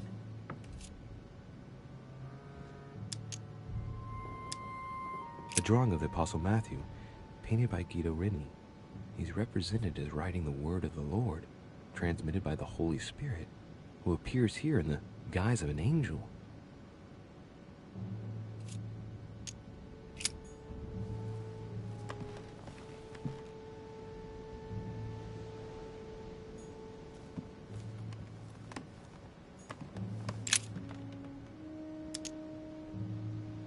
On the second day, the pilgrims will listen to the prophecy of the young apostle. They shall add 1 companion to their left and 3 to their right to complete their rank. What does it mean?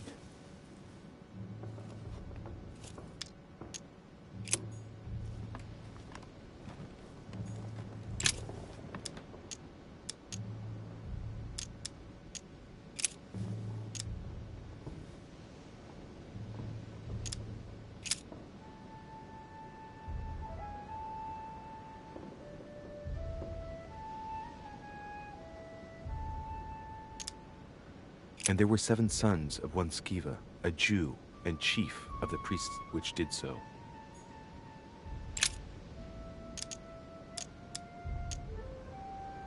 I guess I'll just come back later.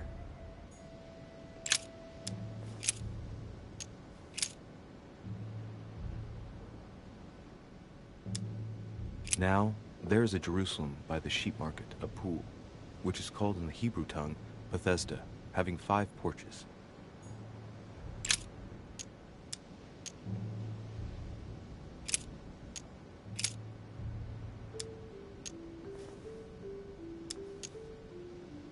And he, bearing his cross, went forth into a place called the place of a skull, which is called in Hebrew, Golgotha. I have no idea what it wants me to do right now. I think it's something to do with Saint John, because he's the youngest He priest that believeth on or him apostle. is not condemned, but he that believeth not is condemned already, because he hath not believed in the name of the only begotten Son of God. Yeah, I have no idea what I'm supposed to be doing.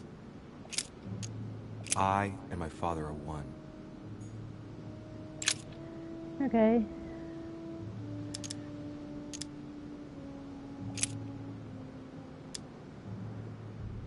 Oh, wait, his name is John, right?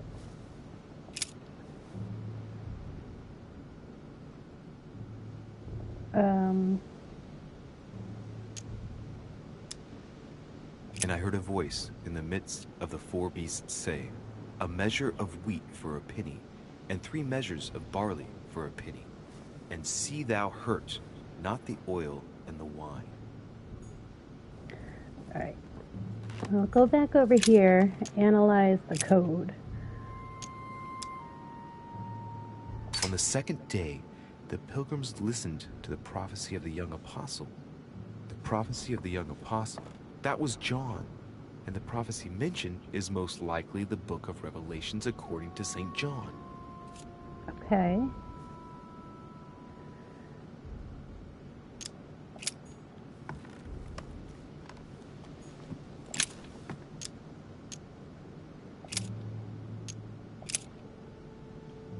I just don't know which Saying one with a loud voice, worthy is the Lamb. Gotta be one of that was these, so I'm gonna slain keep to trying receive till I get power it. and riches and wisdom and strength and honor and glory and blessing.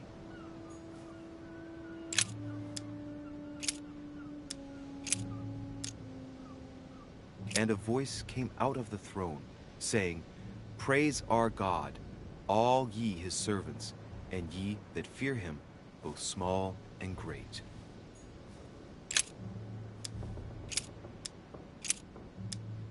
And the woman was given 2 wings of a great eagle, that she might fly into the wilderness, into her place, where she is nourished for a time, and times, and a half a time, from the face of the serpent.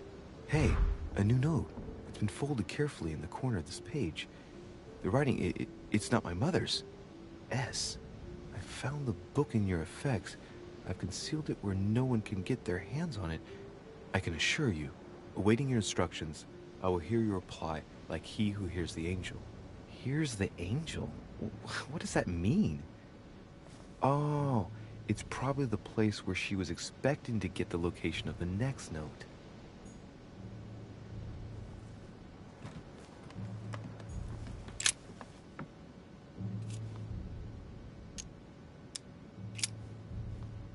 There's something else behind this painting. It says, half of each group will join the first city of Corinth. What the hell does that mean?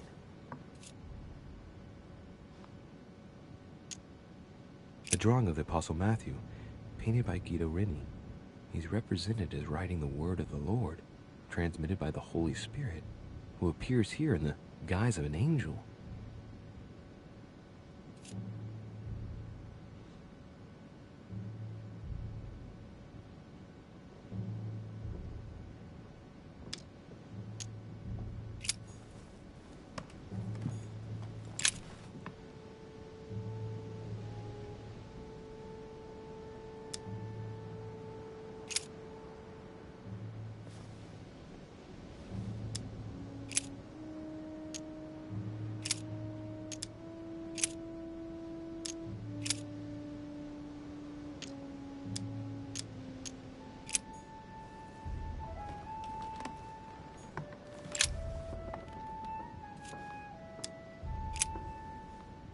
There's something else behind this painting.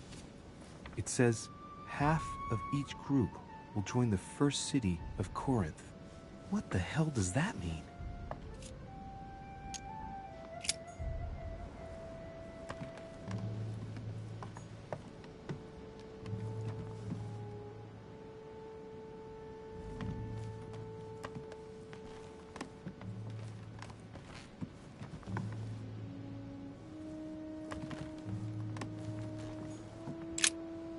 St. Paul on the Road to Damascus by Caravaggio.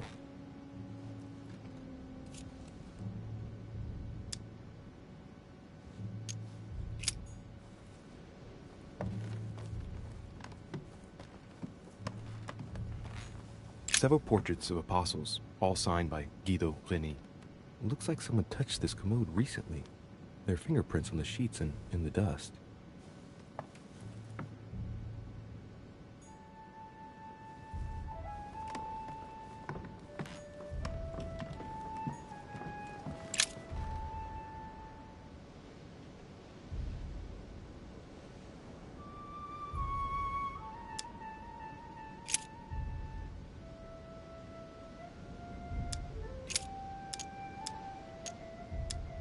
I guess I'll just come back later.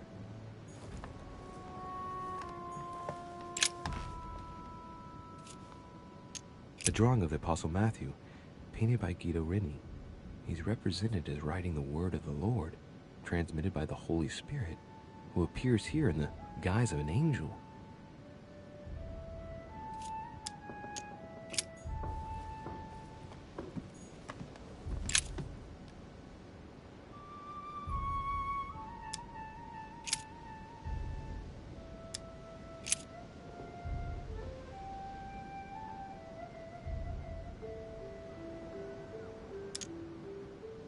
But Jesus turned him about, and when he saw her, he said, "Daughter, be of good comfort. Thy faith hath made thee whole." And the woman was made whole from that hour.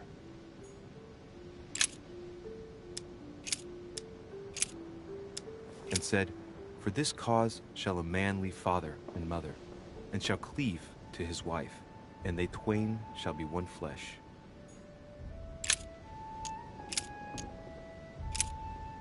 And great multitudes were gathered together unto him, so that he went into a ship and sat, and the whole multitude stood on the shore.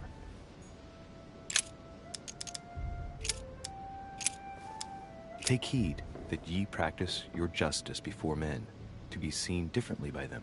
Otherwise, ye shall have no reward of your Father which is in heaven. Okay, so that painting is of Matthew.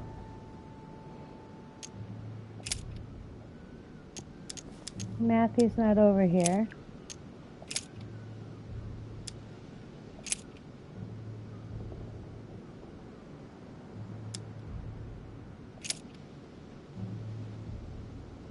Man, I have no idea what I'm doing.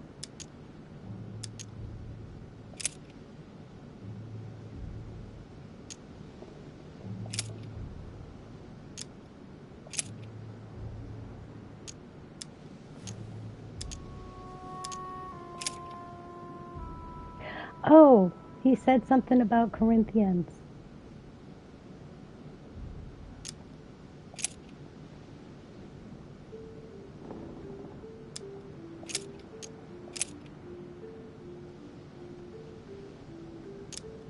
Now I pray to God that ye do no evil, not that we should appear approved, but that ye should do that which is honest, for we are as reprobates. Nope. Okay. So this said something about the Corinthians, I think. That's Matthew. There's something else behind this painting. It says, half of each group will join the first city of Corinth. What the hell does that mean? Half of each group. I don't know what that means.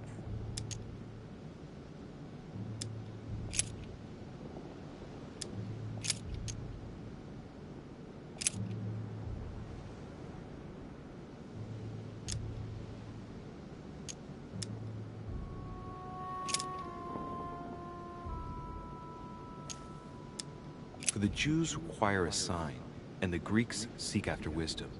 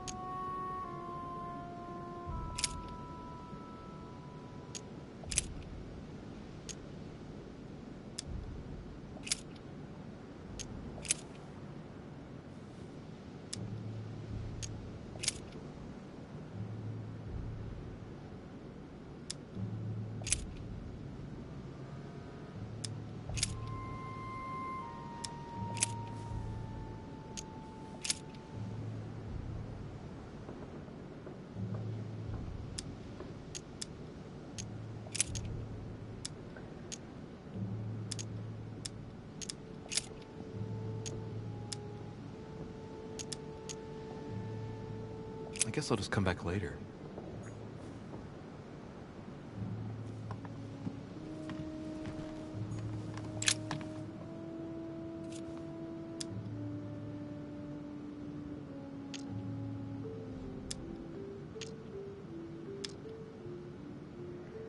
Man.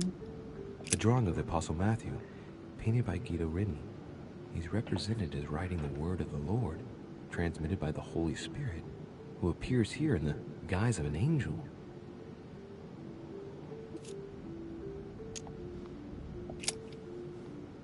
There's something else behind this painting. It says, half of each group will join the first city of Corinth. What the hell does that mean?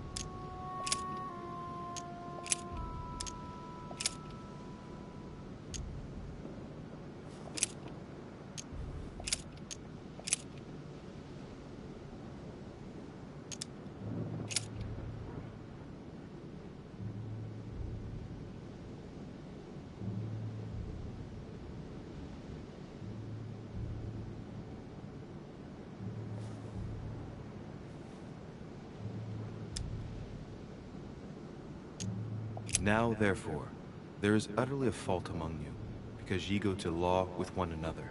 Why do ye not rather suffer injustice? Why do ye not rather suffer yourselves to be defrauded? Ah, look, here's a message. It is of paramount importance that no one finds it. Watch out for the Prussian. He's on the trail. Let's meet up. I'll leave it to you to organize the rendezvous. Not today. I'm unable to do it. In the meantime, I'll follow the first group to Mark, who will reveal the answer to them. And that first group of pilgrims, how many are there now? If I refer to the chapter I'm reading at the moment, 6.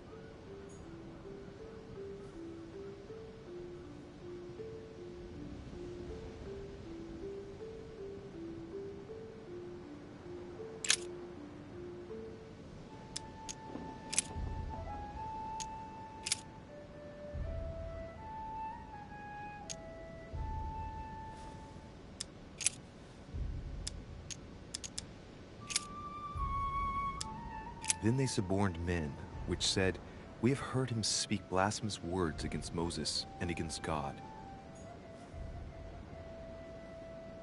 Man, I thought for sure. I was like, ooh, that one came easily. No.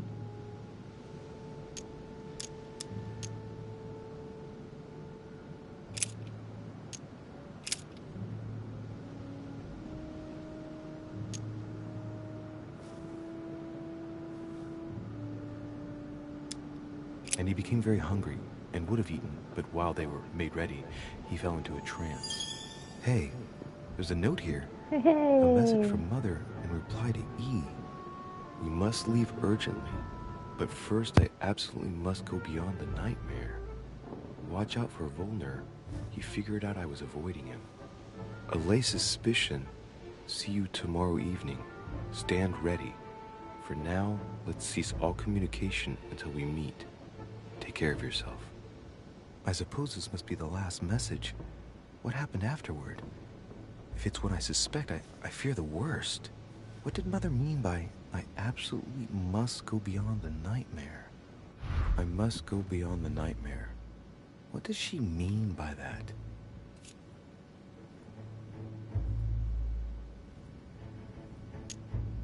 Clearly, she must be trying to do something useful, but the what?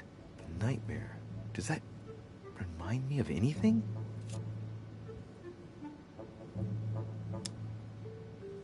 It probably has to do with an object or something. Granting that this is the case, where might it be found?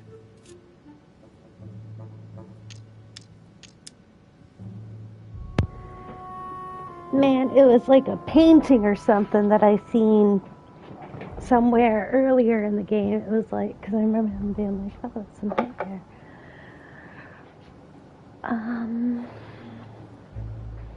It's not outside the manor, I don't think. Second floor room, I don't think so. First floor room or ground floor room?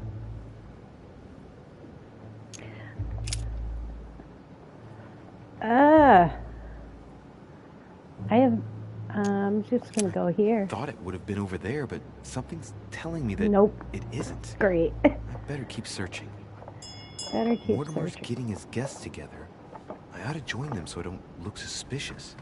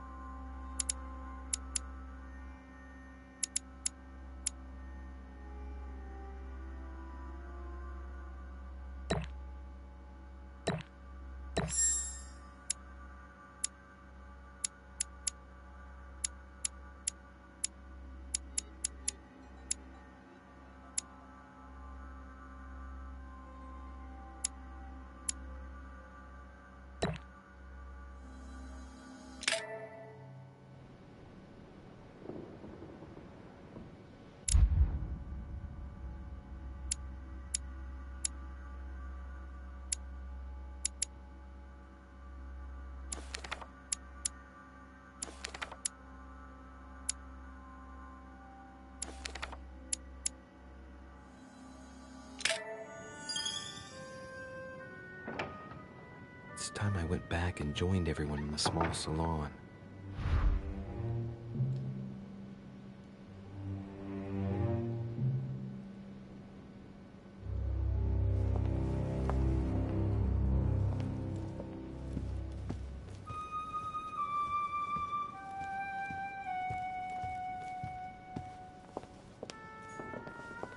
You are expected in the small salon, sir.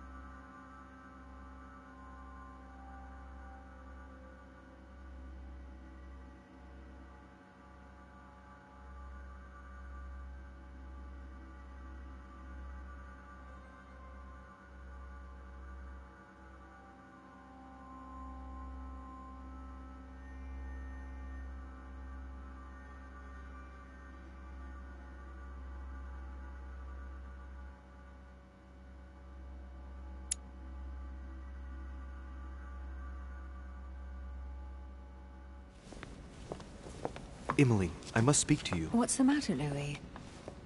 I have news about your sister. What have you found out? Look, I've started piecing together the events leading up to my mother's disappearance and your sister's.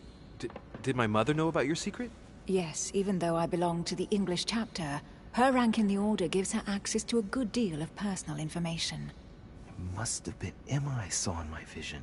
I was given to understand that my mother and your sister bonded during their stay.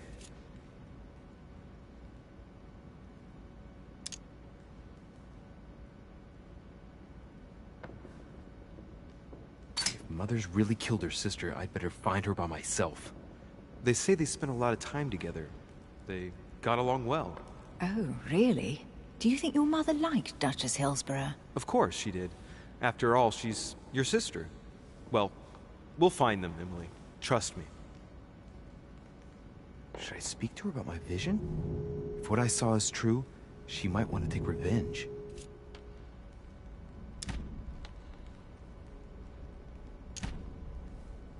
I better keep that to myself for the time being. Come, Louis. They're waiting for us.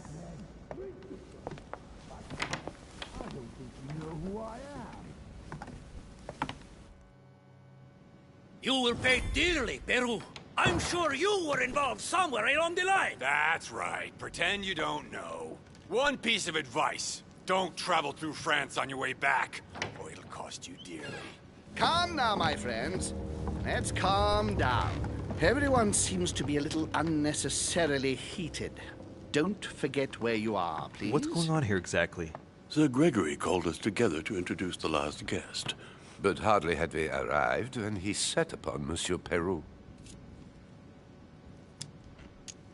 And what has Mr. Peru done to once again provoke someone's anger? We don't really know just yet. I get the feeling it won't be long before it gets out. How could you dare do such a thing? Dios mío, you are all out of your minds! Really, Duke Manuel? What made you kick up such a fuss? What? Have you not heard? Well, let me inform you that yesterday morning at 10:22 a.m. precisely, in the middle of the Place de la Révolution in Paris, by decree of the National Convention which Monsieur Peru works for, King Louis was guillotined. What? Oh, no. The King of France is dead, gentlemen. Our monarchies are in danger. I have said it before. How dare they? Oh, dear. Oh, as if... Gracious. Friends, let us calm down. Don't pretend to be surprised. He got a fair trial. Ridiculous. Bastard. He was sentenced to death by 361 votes to 360. You beheaded a king for one vote. Is that your democracy? What an obnoxious act. Until this, anything was possible. This political coup will have grave consequences. France is lost. Gentlemen, please. Let us take a step back a moment. In the name of holiness. He was the highest representative of God in France, Emily.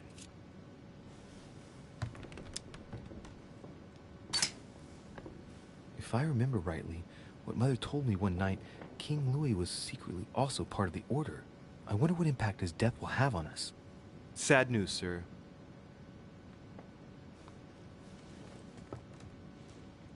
With whom do I have the pleasure of speaking? Louis Maras de Richet. Are you related to Sarah de Richet? Sarah is his mother, Duke. Gentlemen, this news affects us all, but I must ask you to remain calm. It's not the first time history has taken us by surprise. Let's ensure that our respective countries are allowed to respond appropriately to this news. Oh, rest assured. The response will not fall short, my friend. Good for you. Well, Your Grace, here I was preparing to introduce you, as is proper, and you've beaten me to it. I'm delighted that we are all together at last. Our meeting will therefore be able to kick off shortly. I have just a few more little preparations to take care of before you all find out the reason for your presence here. In the meantime, I shall leave you to get to know one another. When you hear the bell, please proceed to the conclave room on my left, behind that door. I'll see you later.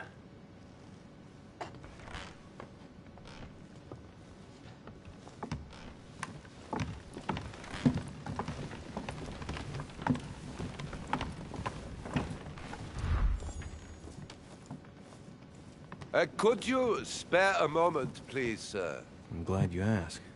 I want to talk to you, too. Of course. I heard about your mother's disappearance. He looks concerned. I don't know why, but I doubt it's from sympathy alone. Well, let's see what he wants from me. Any news of her? Have you found her, maybe?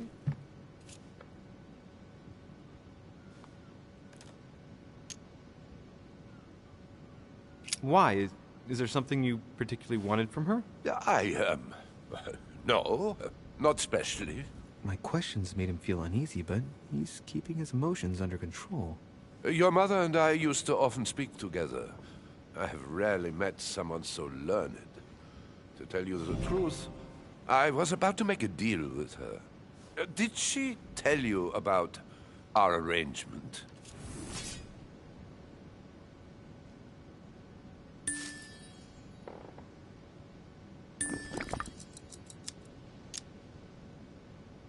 The cat's out of the bag now. More or less, but please do refresh my memory. Yes, of course. Nothing of great importance in itself. During one of our discussions, she spoke of an old book, which might have been of interest to me, and she had agreed to let me have it. A book about what? Ancient occultism. As you are aware, I am a doctor of theology. You might have come across some old books in her belongings, perhaps? Indeed. My mother is never without her favorite book. Oh, a stroke of luck? I didn't think her original edition of Bougainville would be so captivating to you. No, indeed. The one I'm interested in is a very old book, with each chapter under lock and key.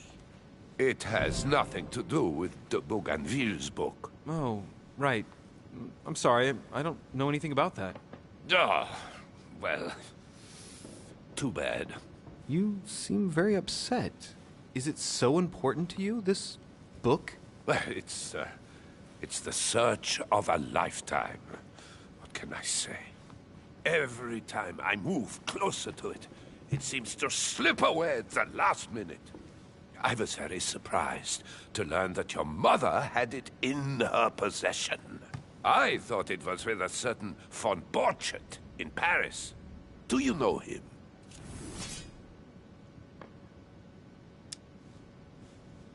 Indeed. My mother and I had a brush with this individual just a few months ago. What about? About an object stolen from the Order a few years ago, which my mother wanted to recover. This situation comes as a great surprise to me.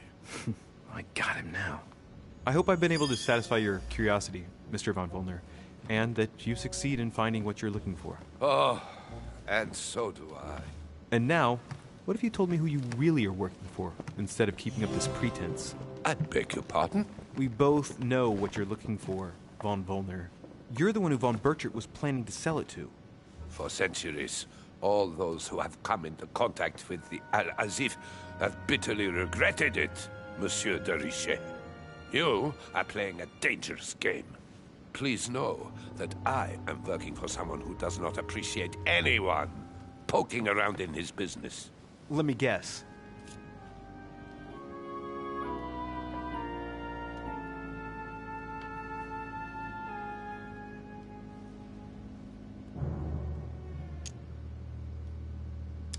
It's Sir Gregory. Correct. You ought to know then. He is not a man who likes to be duped. You are walking on thin ice, sir.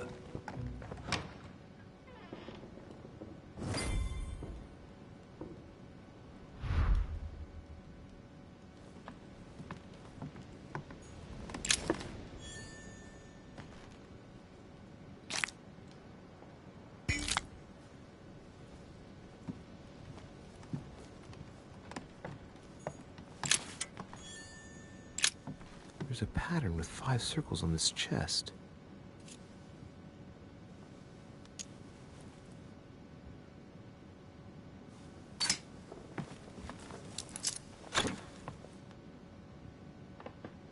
have no space left.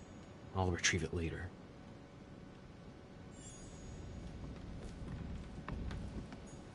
Hey, these look like pages taken from an ancient encyclopedia.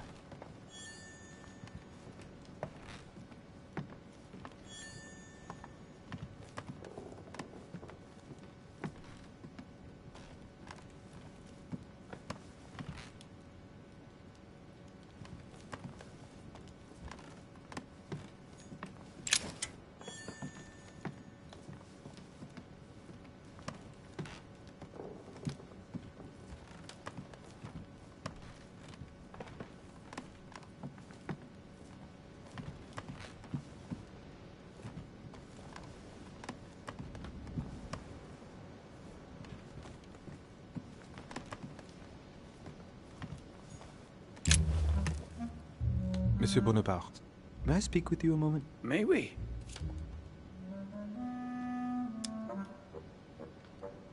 Does expression "go beyond the nightmare" mean anything to you at all? Well, metaphorically, yes. It sums up the career of a soldier quite well. I doubt that is what you want to hear, though. Indeed. That's surely not what I'm looking for. Well, monsieur, if you are looking for a phrase book, Lord Mortimer must surely have one, given the number of books he has. You ought to check in the library of the tower. You never know. Would you have any more information about the conference Lord Mortimer spoke of? Nothing at all. Mortimer is very committed to secrecy when it comes to his conferences. But given the presence of Monsieur Peru and ourselves, I think it must concern France to some extent. Otherwise, I doubt he would have invited 3 Frenchmen to his table, huh? What do you think of Duke Godoy? Well, I'd rather not express any opinion of him. Why is that? His reputation is enough for me.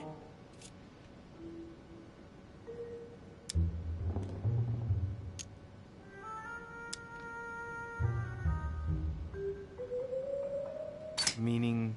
This gentleman enjoys people talking about him for too many reasons. His undeserved titles, more than 10 in just 4 years, and each one more prestigious than the one before. You don't think he deserves them? If I had seen him on the battlefield, there might be some doubt. But that is not the case.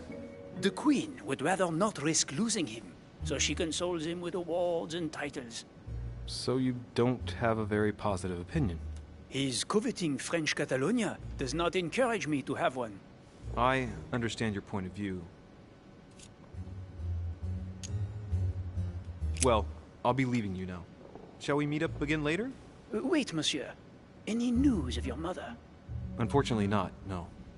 I hope to speak with her about my deal before I leave. Let me know if you find her. À plus tard, monsieur.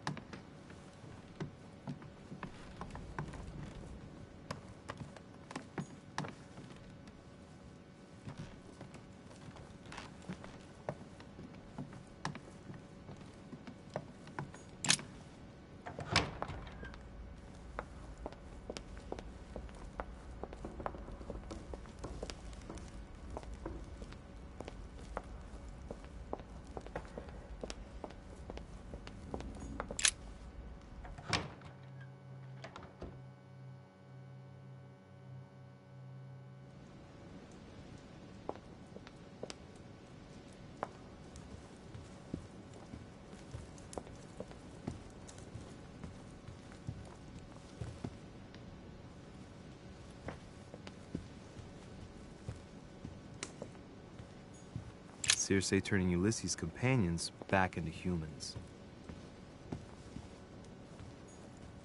Ulysses and Circe at the table. If I were you, Ulysses, I wouldn't drink the wine. Circe preparing wine. What better trap for Ulysses? The Conversion of Ulysses by Gurs. Circe changing Ulysses' companions into swines. Romney painted Lady Hamilton as Circe.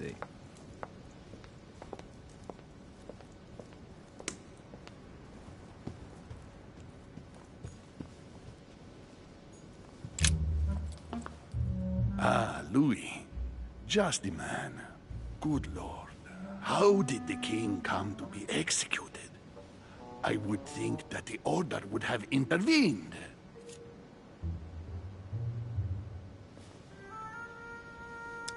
I invite you to speak about it with my mother as soon as she reappears. Is there any news of her? Well, I hope it won't be long before I find her, Your Eminence. Now you wanted to speak to me. If I say the nightmare to you, does it make you think of anything? Your question is strange, my son. Difficult to say. Could you at least tell me a little more about the context?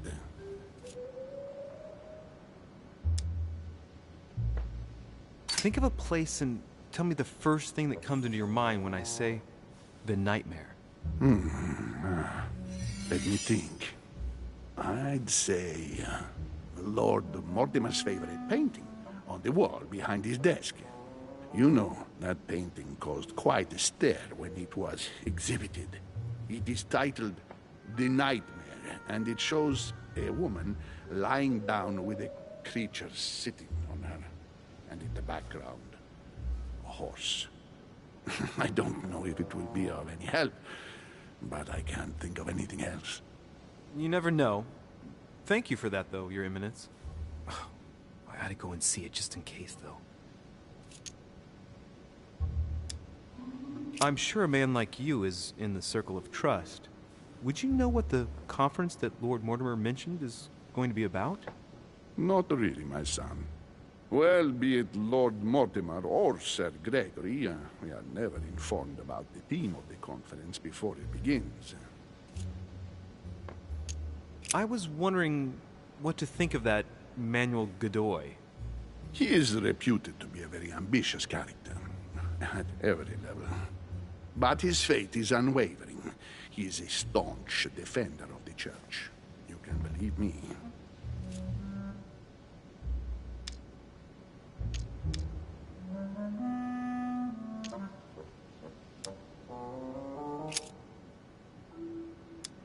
Thank you for everything, Your Eminence. I shan't take up any more of your time. You are welcome, my son. I will be seeing you, Louis.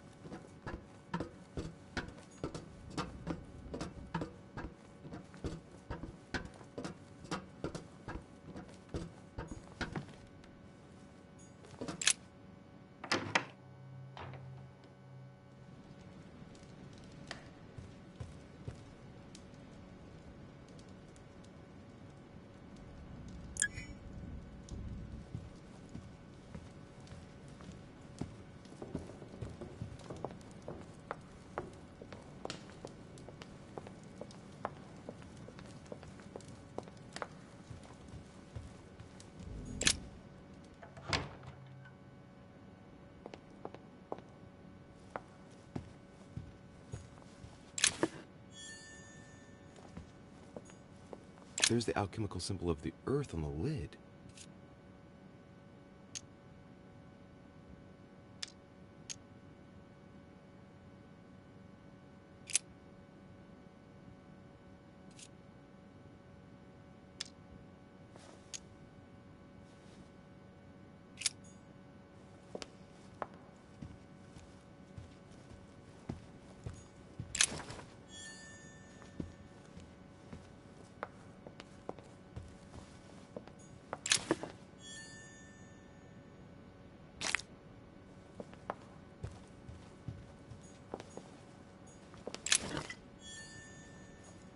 Sisterse.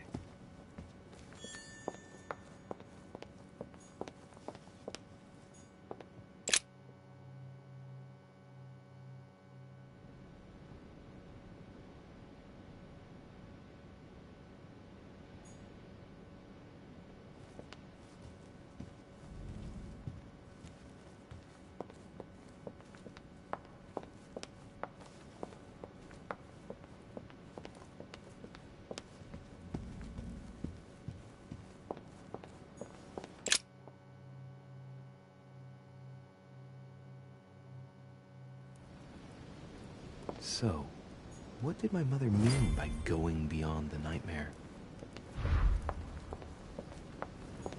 The Book of the Mortimer Family.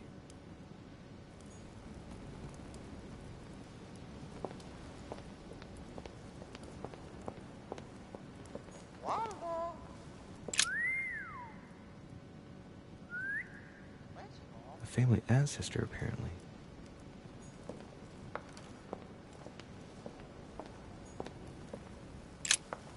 A myna bird.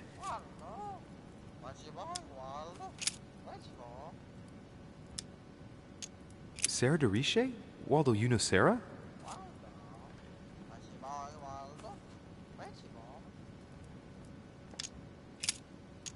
Well, Waldo, is your master good?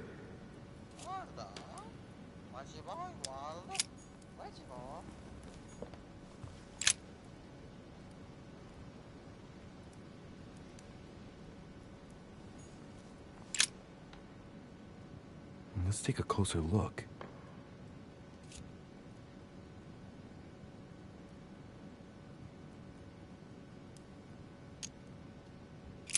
Dark chocolate beans. Very bitter. They're greatly prized in high society.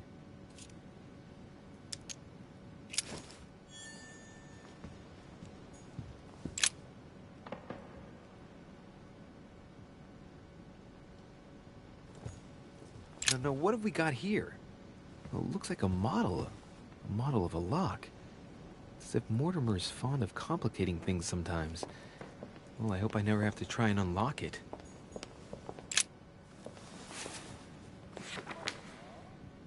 It's a book on the history of the Crusades. I don't think it has any connection with my research.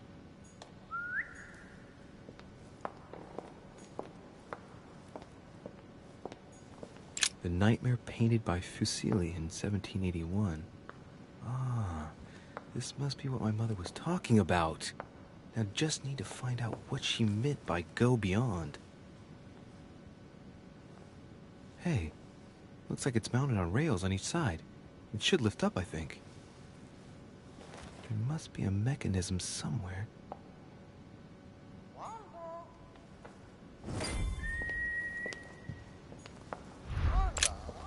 A myna bird.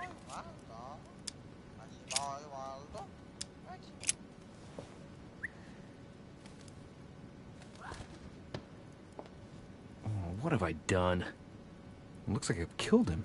Oh, shit. I better not hang around.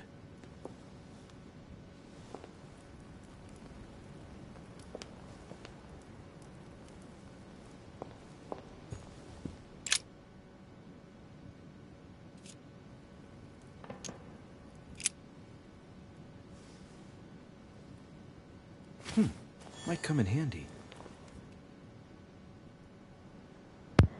Well, I think I was supposed to give the bird some berries and not chocolate, so that's fun. Sorry, bird.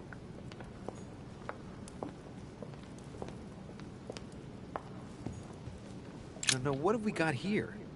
Well, it looks like a model of a lock. As if Mortimer is fond of complicating things sometimes. Well, I hope I never have to try and unlock it. Okay, no mechanism behind this painting. Well, I'll have to keep looking.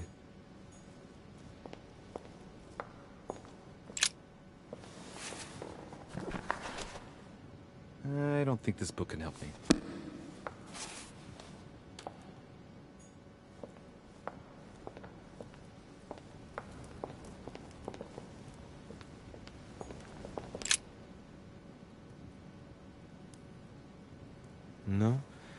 No mechanism here.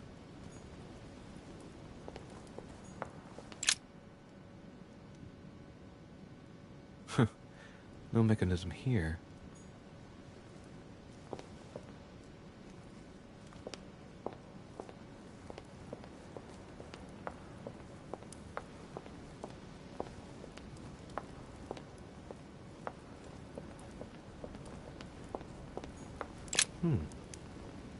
Nope. No mechanism here.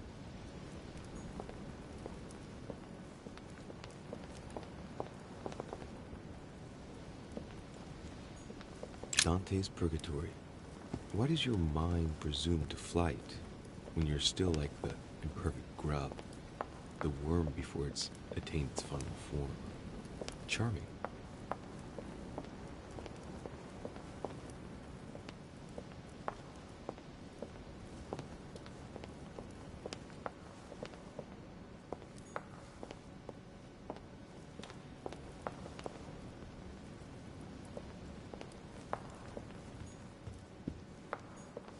The Nightmare painted by Fuseli in 1781. Ah, this must be what my mother was talking about.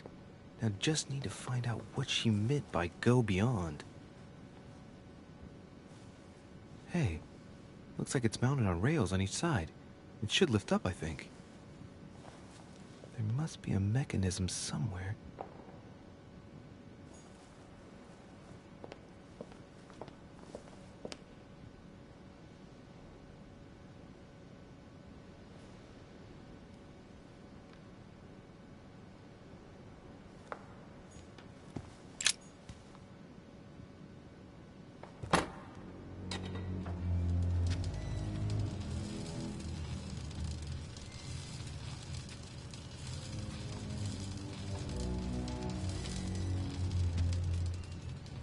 Aha!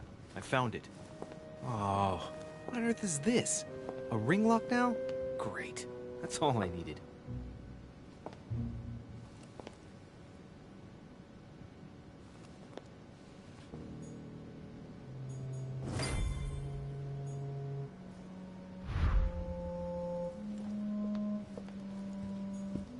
Now, what have we got here? Oh, it looks like a model of a lock. As if Mortimer is fond of complicating things sometimes.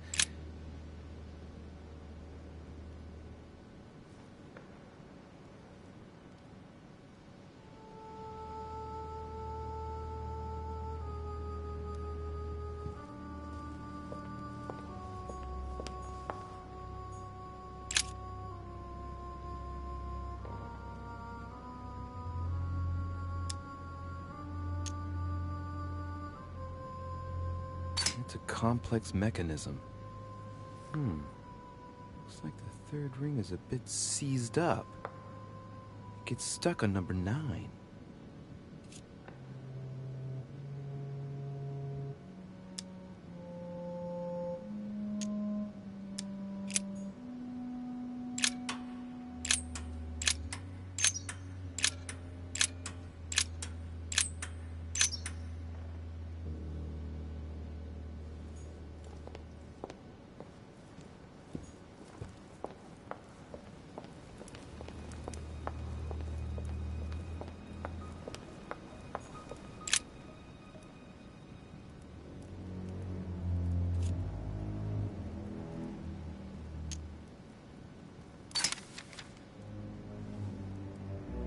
Many families kept documents of their history, but I've never seen anything like this before.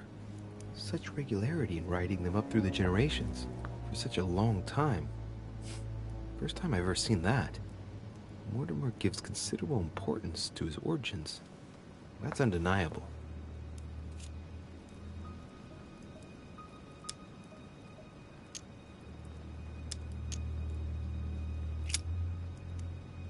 Oh, the family tree.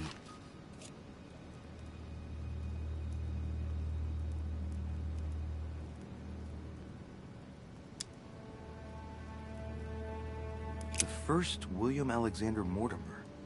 He was born in 1131 and distinguished himself during the Third Crusade, during which he rubbed shoulders with Richard the Lionheart.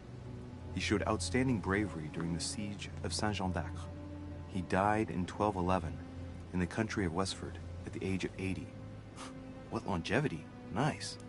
nothing is mentioned about his wife. Lord William Alexander Mortimer, lover of the arts and the sciences, he took up politics at an early age. After rapidly becoming influential, he decides to retire from public life in order to organize conferences reserved for the elite with the aim of finding answers to world problems. Blah, blah, blah, blah.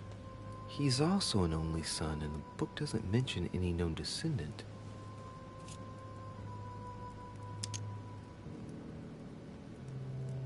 The direct descendant of William Alexander Mortimer I was born in 1195 on his father's return from the Crusade.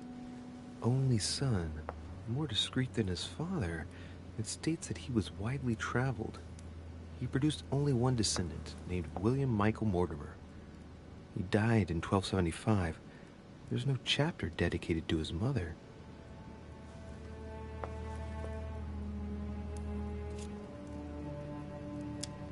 All right. For one, the women of the lineage are not mentioned at all. What a cavalier attitude. Right. Let's see. Who else is there?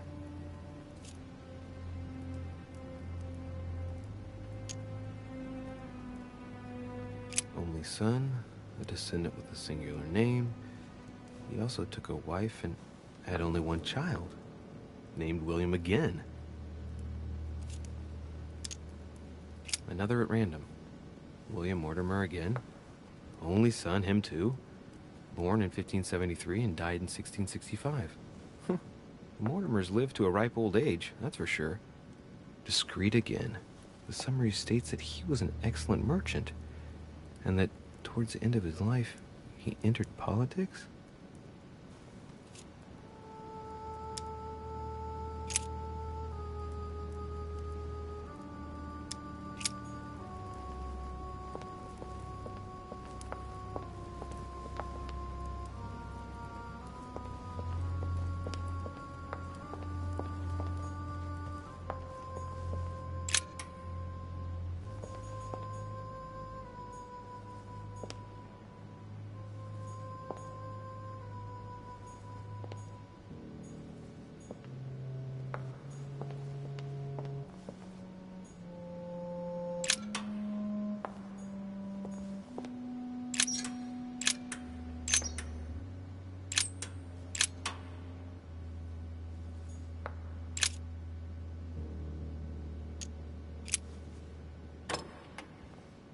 Well, I got it wrong.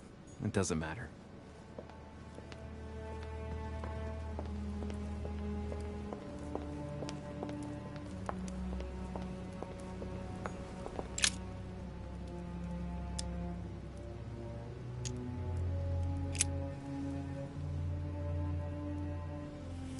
Well, well. History of the Mortimer lineage. Looks like his ancestors have always sought to improve society, and have had an open attitude towards the arts.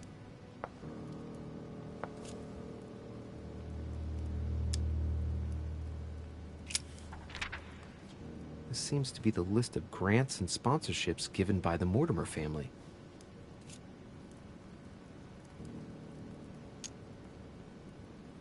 In 1489, the Mortimer family participates in the purchase of the Caravel Santa Clara from Juan Niño, shipowner on behalf of Don Luis de la Cerda. The vessel will be renamed La Niña.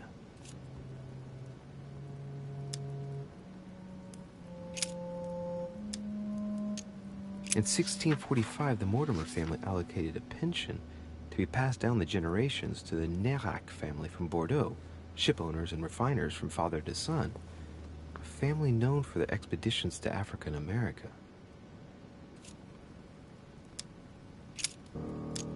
In 1567, the Mortimer family financed the brickworks in Qinhongdao in China, fitted out with 51 furnaces 3.5 meters high, in guise of a protocol gift for Long King, the emperor of the Ming Dynasty.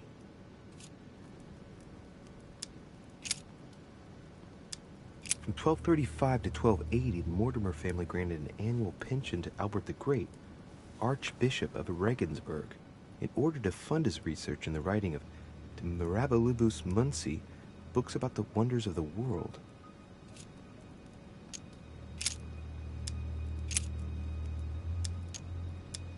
In 1513, the Mortimers financed the expedition of Ponce de Leon to the New World.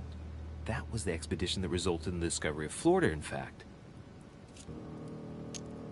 In 1645, the Mortimer family allocated a pension to be passed down the generations to the Nérac family from Bordeaux, ship owners and refiners from father to son, a family known for their expeditions to Africa and America.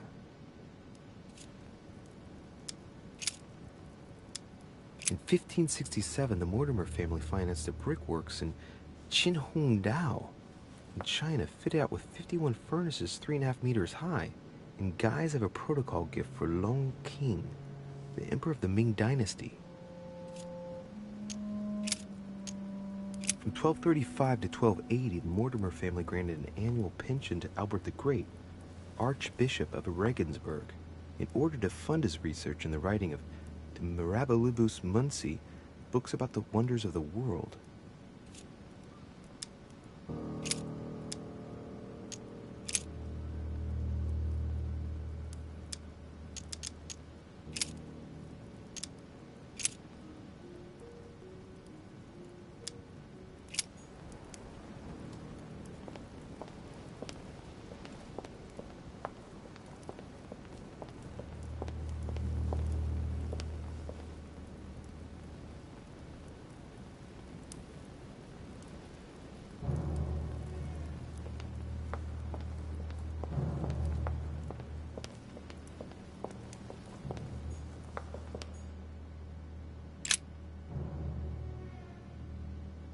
Hey, there are two dates on this painting. 1154 AD and 5154 AL.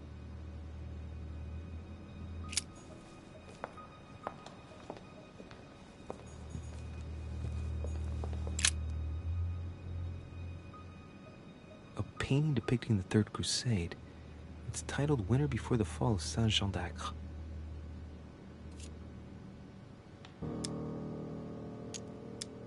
The Siege of Saint-Jean d'Acre was a major conflict during the Third Crusade. Richard the Lionheart and Philip Augustus fought to take the town back. It was the Crusaders' first operation to take back the Kingdom of Jerusalem.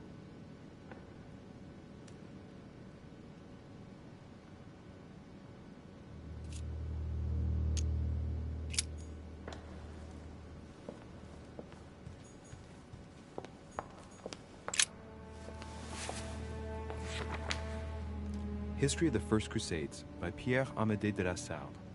Hey, the dates indicate AL, and it looks like 4,000 years have been added to our calendar. Oh, that counting system again.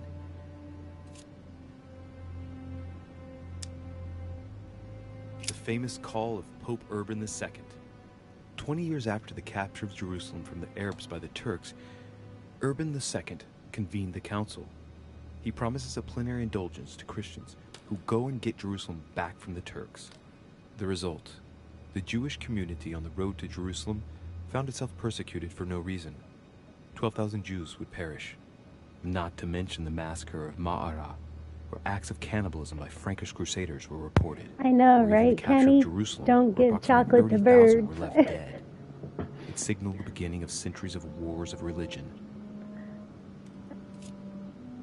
I have really no idea how to figure out this combination. There's so much information and dates around this place. Well, this painting isn't finished, and it looks like Mortimer probably did it. Not bad, but you can't exactly say it's been done in the style of the period.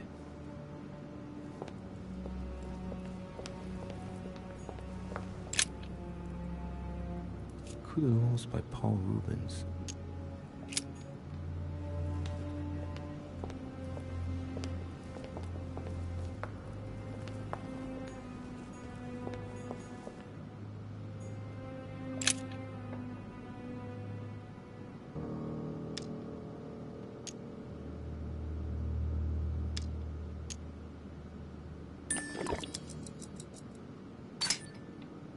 Looks like there's a marker on number 1 on the second roller.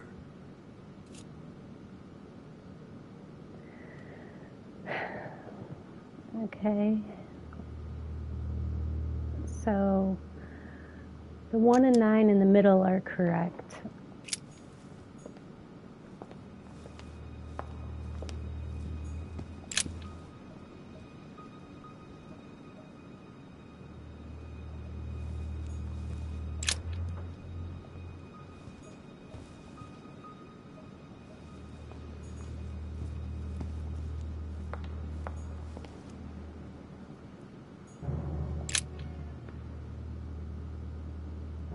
Painting depicting the Third Crusade. Oh, it's titled Third Winter Before the Crusade. Fall of Saint-Jean d'Acre.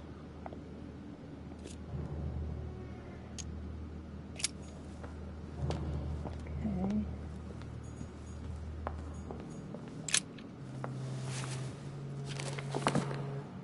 History of the First Crusades by Pierre Amédée de la Sarbe.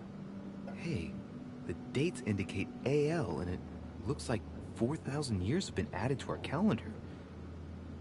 Oh, that counting system again. The famous call from Pope Gregory VIII in his Audita Tremendi Bull of 5,187. Oh, the crusade where Richard the Lionhearted distinguished himself.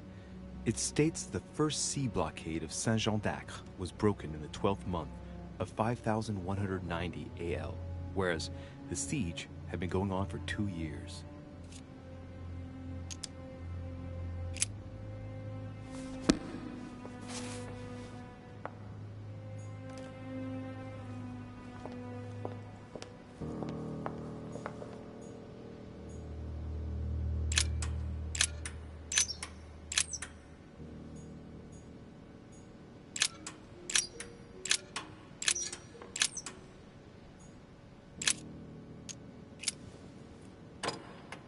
Damn it. It doesn't work. 5,190. I was pretty sure it was right. Maybe I didn't use the right dating system.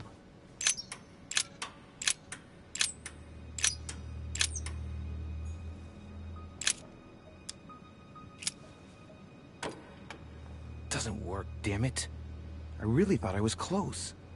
1,190. Isn't the right date when you subtract 4,000? I must have missed a subtlety.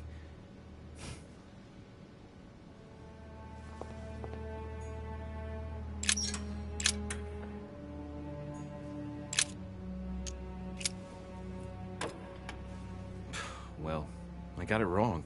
It doesn't matter.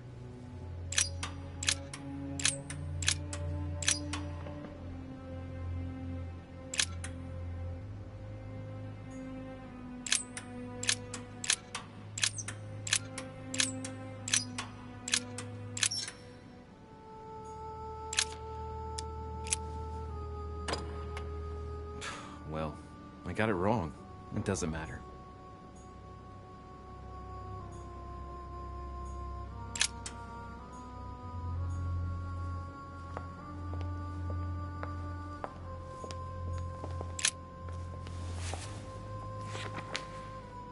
History of the First Crusades by Pierre Amédée de la Sarbe.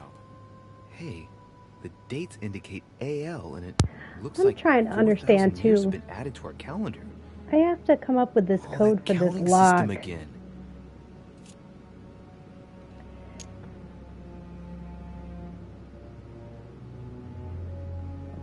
I'm gonna try 1192. I don't know. I gotta come up with this code for this lock, and it's something to do with this book, I think. I don't remember if I tried this one or not. Oops.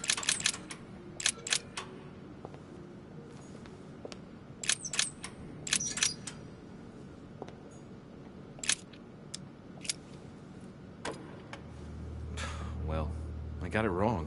It doesn't matter. And I'm about to Google it. I have no idea. I think the bird probably would have helped me if I didn't kill it.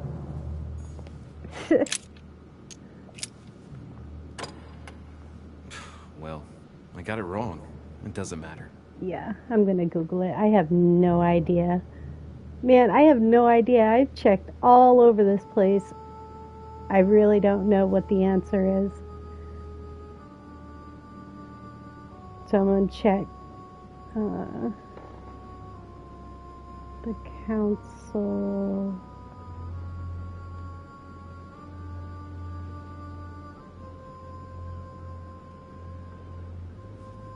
Hold on a minute. It says 1191. I did do that. I swore I did that. Oh, no, I didn't do 91. I was close.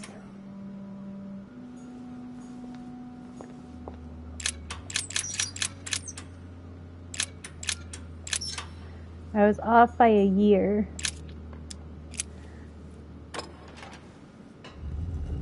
Good Lord. Here we go. Open sesame.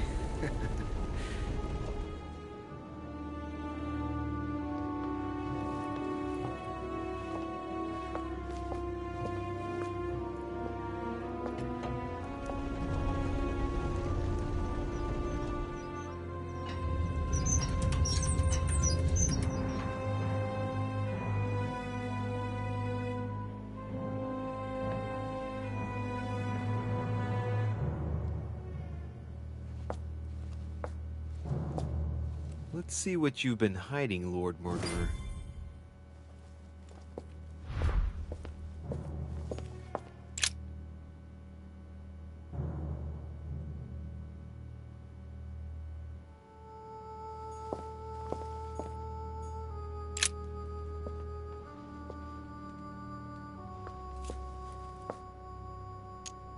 A fine-looking map of the Orient, indeed.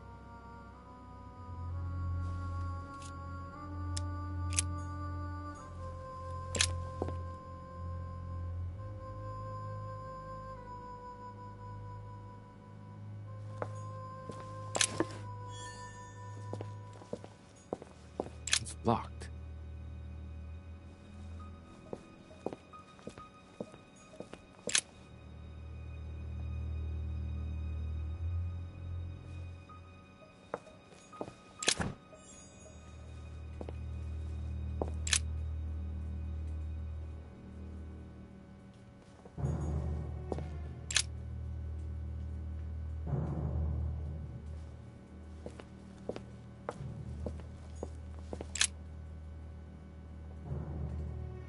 This is my mother's writing. I've picked up her trail. What is she up to? Obviously, she wants to lure Mortimer somewhere, but where? The only clue she's left for Mortimer is his stone sword. It must be intentional. It looks like a decorative sword, like from a statue, for example.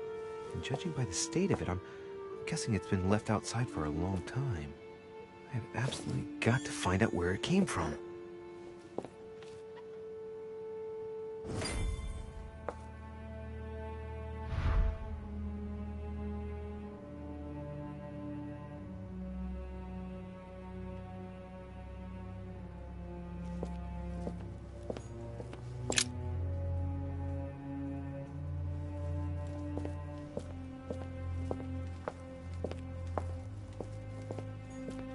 Preservation using formaldehyde. Just as disgusting as ever. Something strange about this table. The Little Surgeon's Perfect Collection.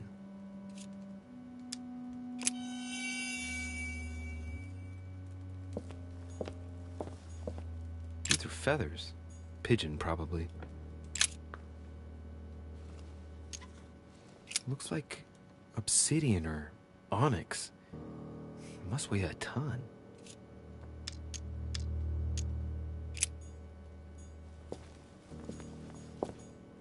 A skeleton by the name of Gustav, if the plaque on the plinth is anything to go by.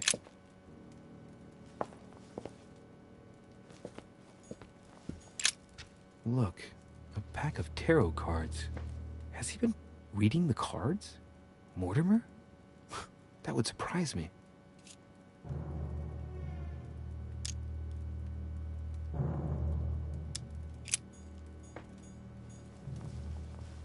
Three rusty old nails. They're about 20 centimeters long. 3 rusty old nails. They're about 20 centimeters long. Some goat skulls, chicken legs.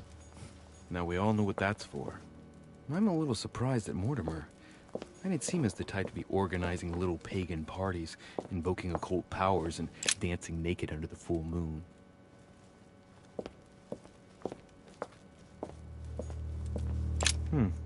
That must be for writing the homing pigeon messages. An iron mask.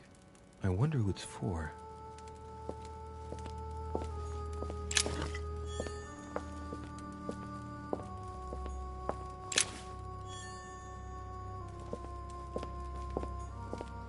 A chest with a motif representing the alchemical symbol of fire.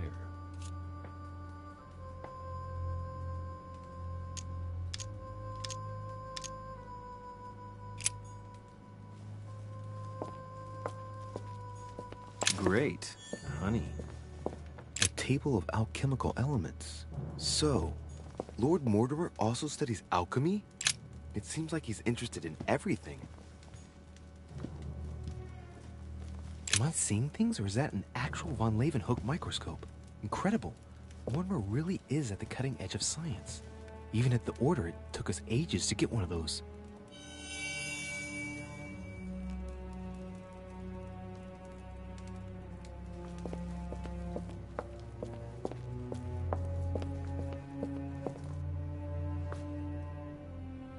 Oh, shit. How am I gonna get out of here now?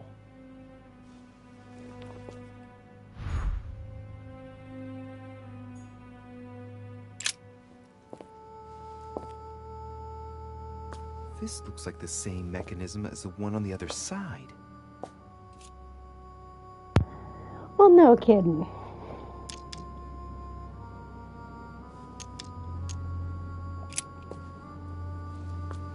Looks like the same as the one on the other side.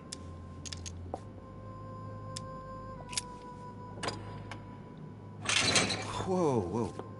The grid closes a bit more every time I enter a wrong date. I'd better not mess up again. It doesn't seem to be working.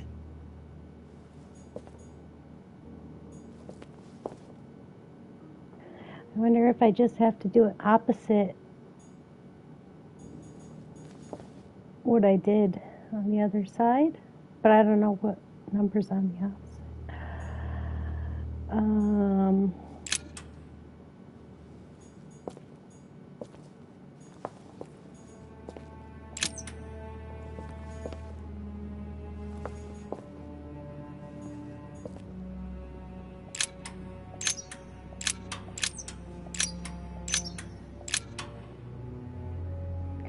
Oh yeah, they're all upside down.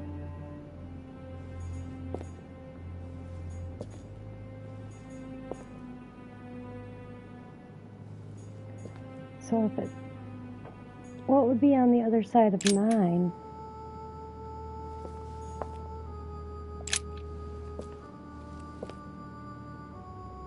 This looks like the same mechanism as the one on the other side.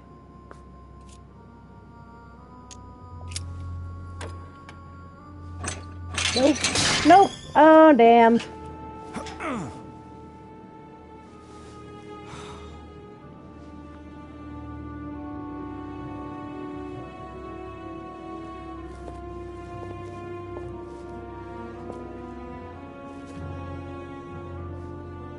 Wheels are stuck. Shit!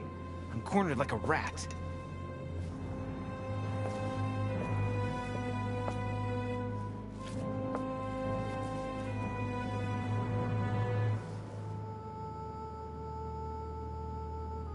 Well, this is fun.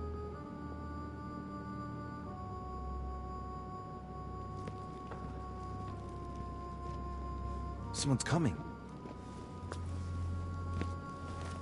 Please don't let it be Mortimer. Who is it?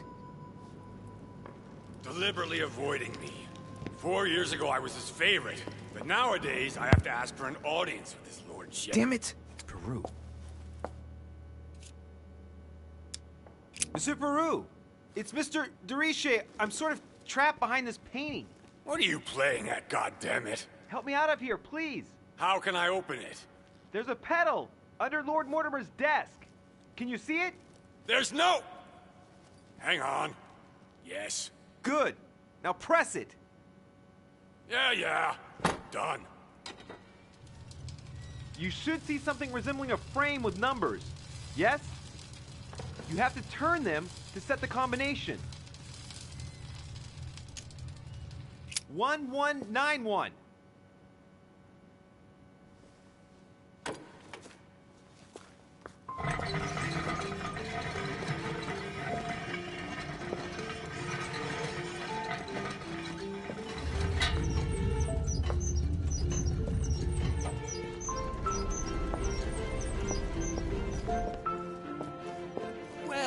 Well. Poking our nose into Mortimer's little secrets, are we? You do surprise me. It's not what you're thinking. I'll explain everything. No, you will not, sir. It has nothing to do with me, and by the way, I never even saw you. So, I'll be on my way now. Thanks again. I'm indebted to you. I won't forget this. Yeah. Goodbye.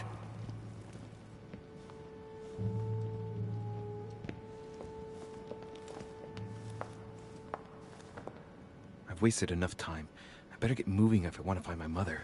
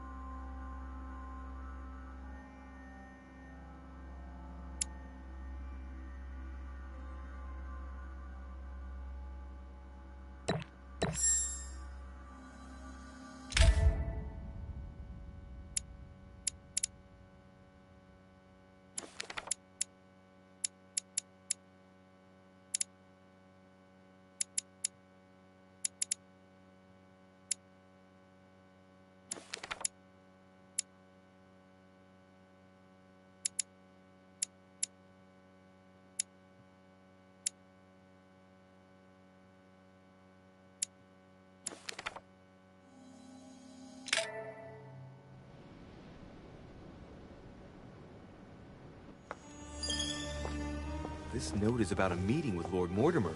There's no doubt about it. All right, I need to find out where the sword that came with it's from. Yeah, that was unfortunate.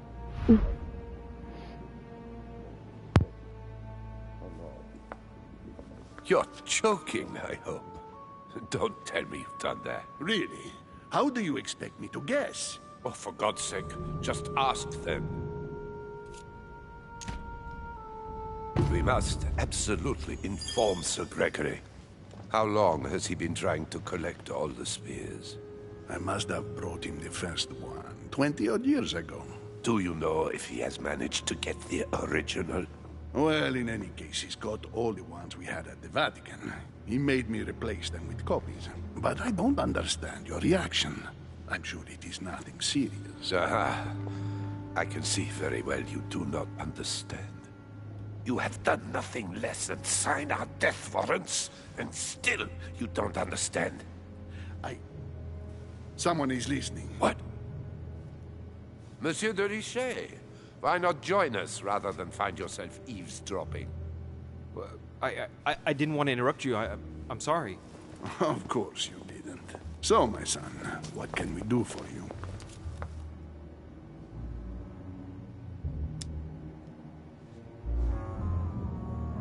I didn't mean to spy on you, but you caught my attention.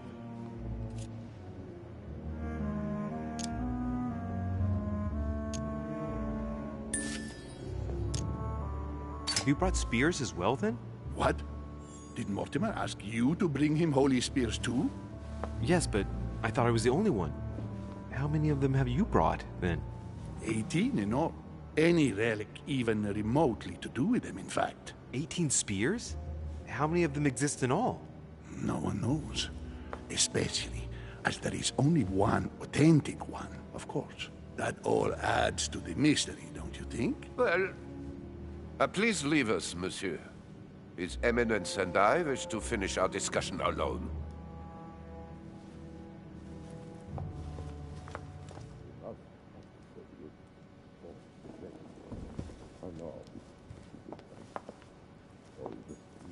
Leave us now.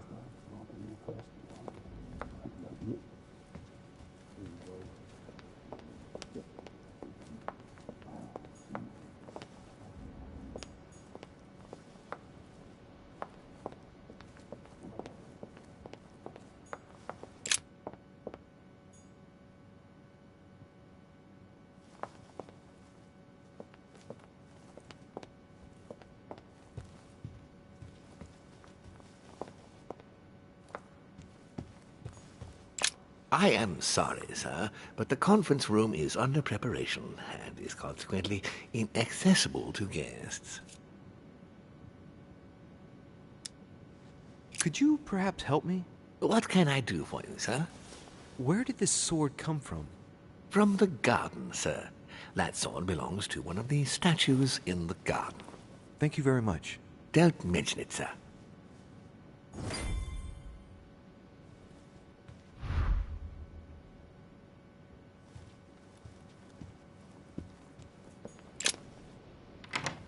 The sword probably came from this garden, but what could it have been used for?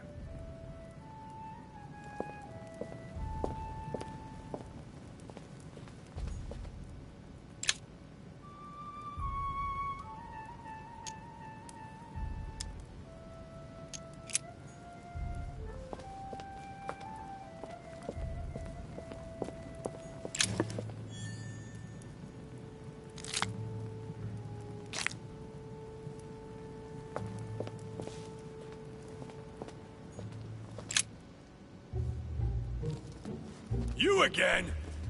God damn it, are you following me? Wouldn't dream of it, sir. What brings you here?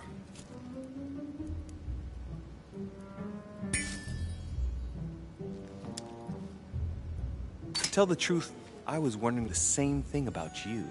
It's rare for guests to wander about in the garden. I wanted to be alone for 5 minutes. You look worried. Worried? No. Resolved would be a more exact term. Resolved to do what?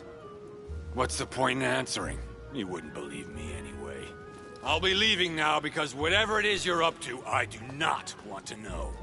Be seeing you.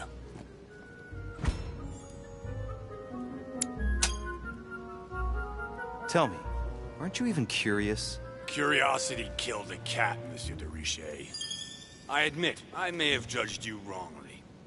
Watching you seek out Mortimer's little secrets might even be amusing, if I didn't already know the consequences. See you later. What scares you so much? Don't mess with him, monsieur. If he offers his help, refuse it. Keep your freedom and get far away from here while you still can.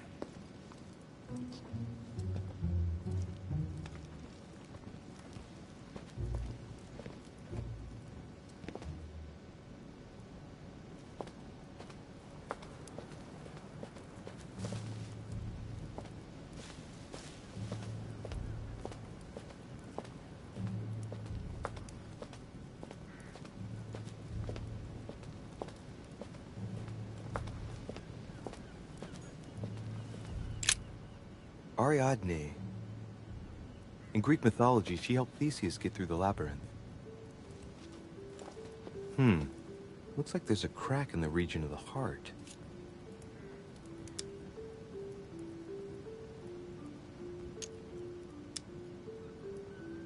I guide the sword that will kill the monster. Let's see.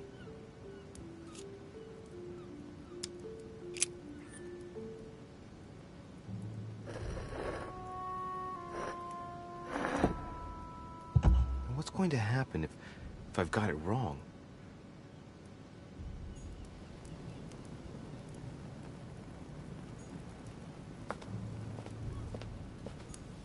Here's the famous Ariana's thread, thanks to which, if I remember rightly, Theseus avoided getting lost in the labyrinth.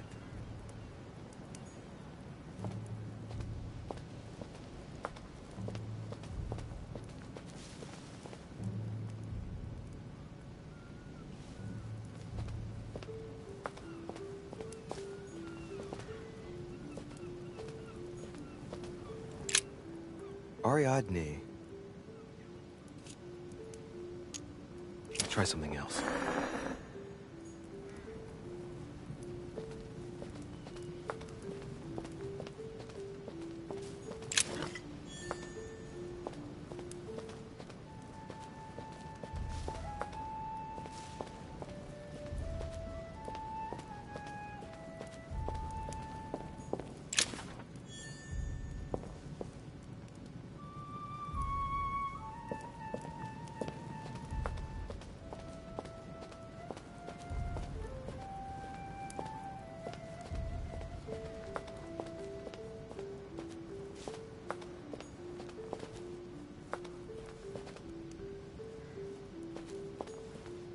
Icarus.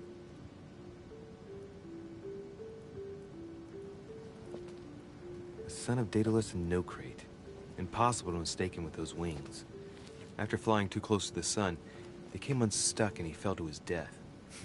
Pity.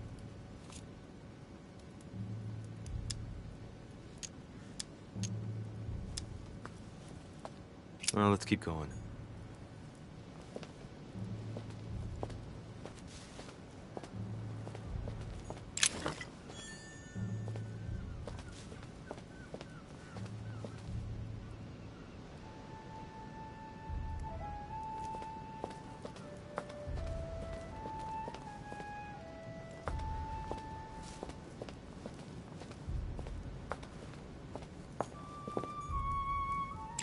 Minos, son of Zeus and Europa. If I remember correctly, he was the king of Crete. Married to Pasiphae, he had many children, including the famous Ariadne, whom history remembers for her thread. Hey, there's a crack in that statue.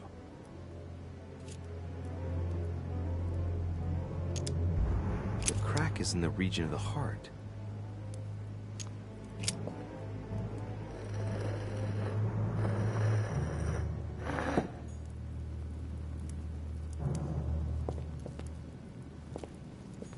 Great. Honey. Minos.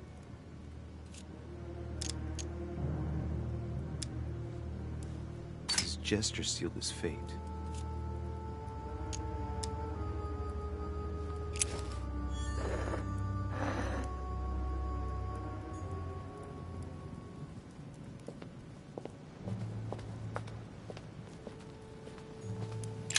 Theseus, son of Aegeus. He's the one who slayed the Minotaur.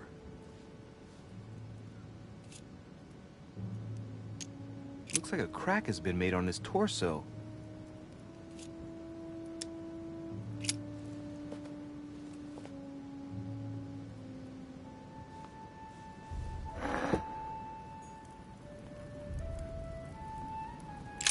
Theseus. Let's try something else instead.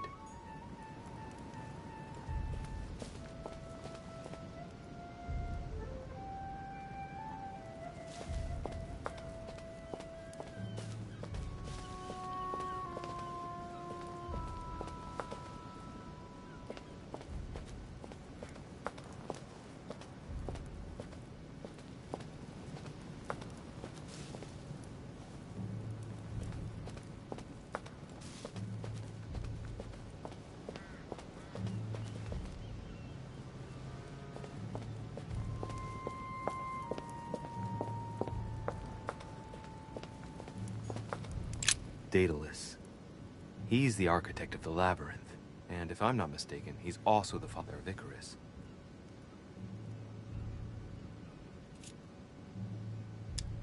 Hey, there's a crack in this statue too.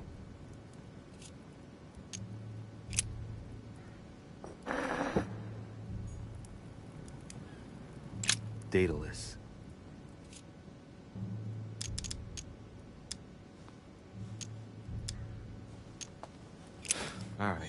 Let's try again. You never know.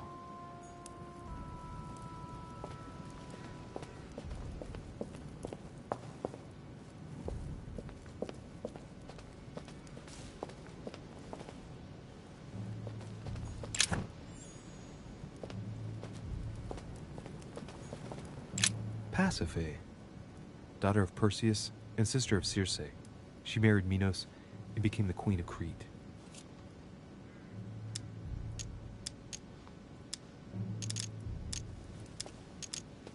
All right, let's continue anyways. I wonder what this kiosk is doing in the middle of the garden. Too cramped to be able to do much.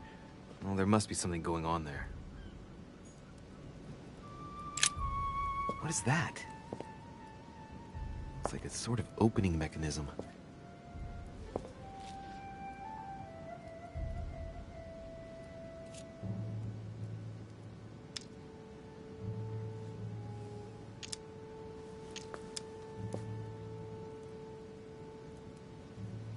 Knowing Mortimer, I bet it's booby-trapped.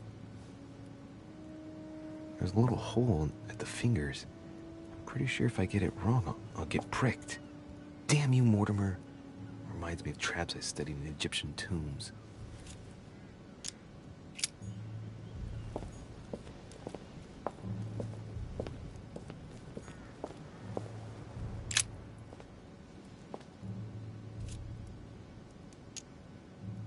It's up to the just to deliver judgment. Truth unlocks all possibilities. It looks like this slab moves. Well, I wouldn't be surprised if there was a passageway underneath it.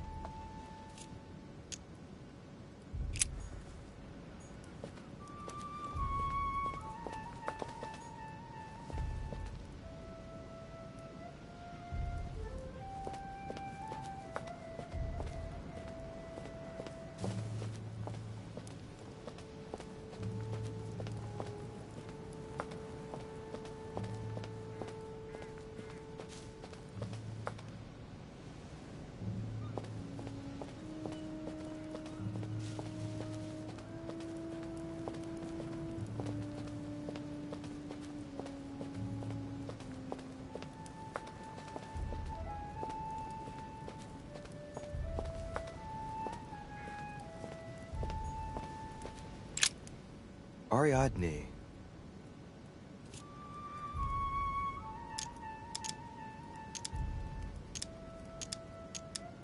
In Greek mythology, Ariadne helped Theseus out of the labyrinth. Let's see. A crack as long as my finger.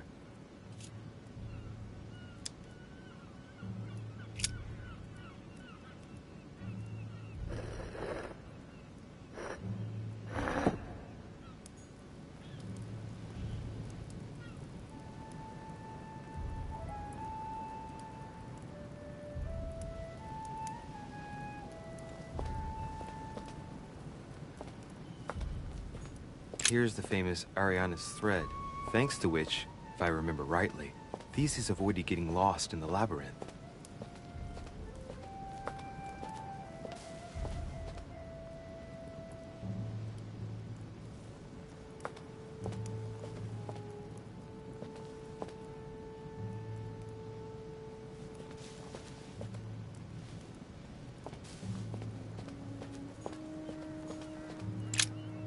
Ariadne.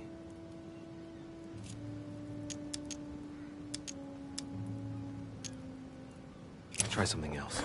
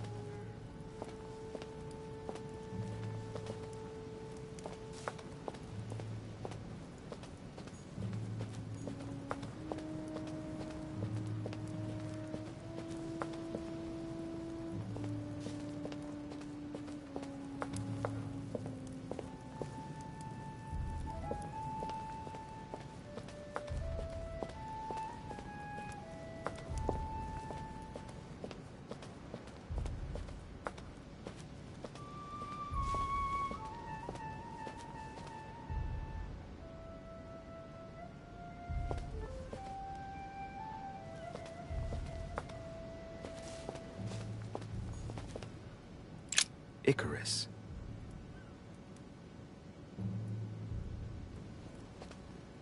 The son of Daedalus and Nocrate. Impossible to mistake him with those wings. After flying too close to the sun, they came unstuck and he fell to his death. Pity.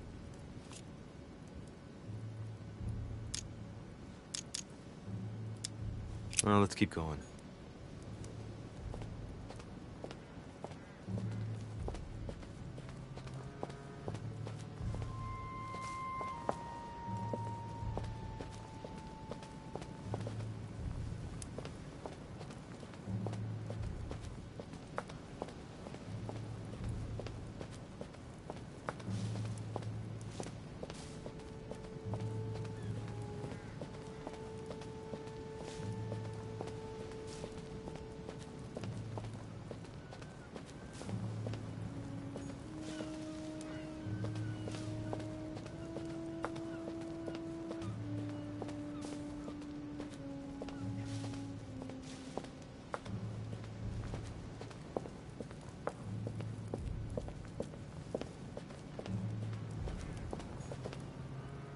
Daedalus.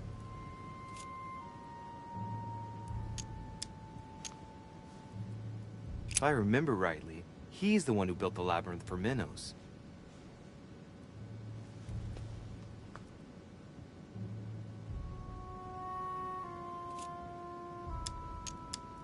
Hey, there's a crack in this statue too.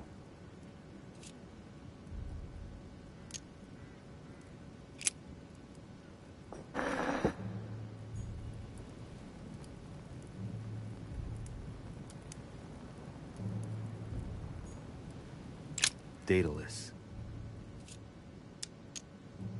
Alright, let's try again. You never know.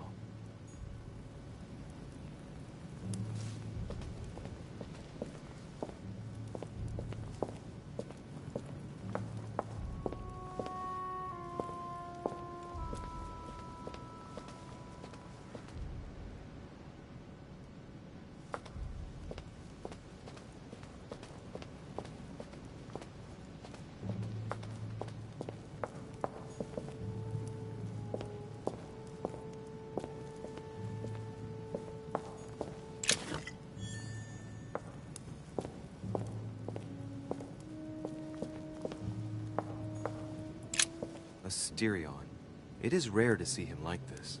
In general, he's represented with the head of a bull, with the features of the Minotaur. The famous son of Minos and Pasiphae.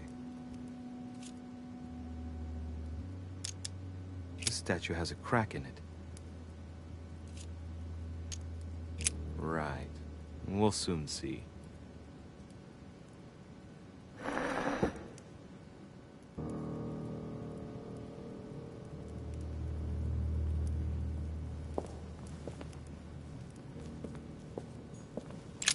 Asterion.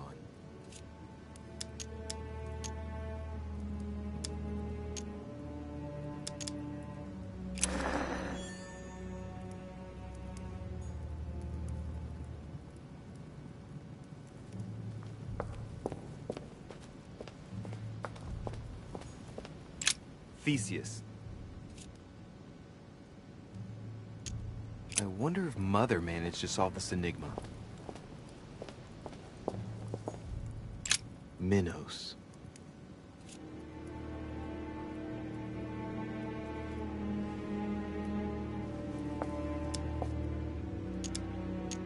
He and his queen, Pasiphae, were the monarchs of Crete.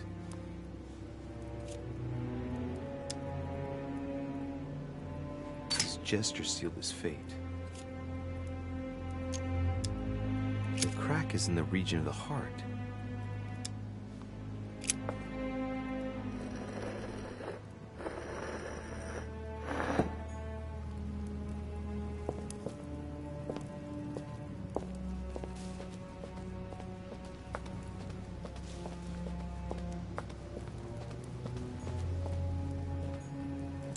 Pasiphae, daughter of Perseus and sister of Circe, she married Minos and became the queen of Crete.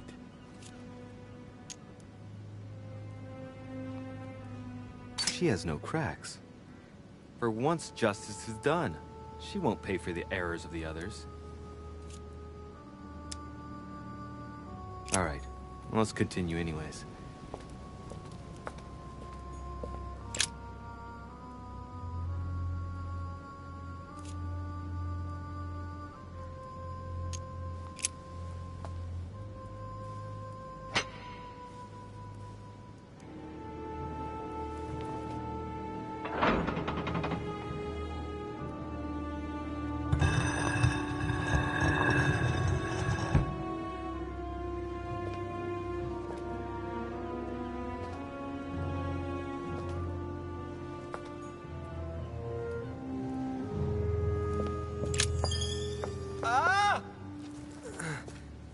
Whoa.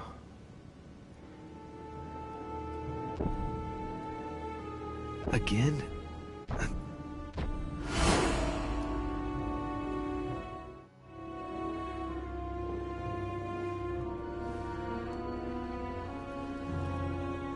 You can't be serious, Manuel. You know that's not going to happen. You must leave me alone now. I have agreed to everything. Even to... Agreed? I wasn't aware you had a choice. What's going on here? What now?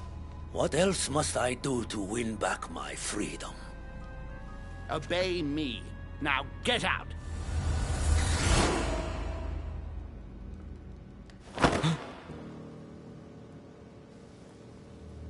What was that?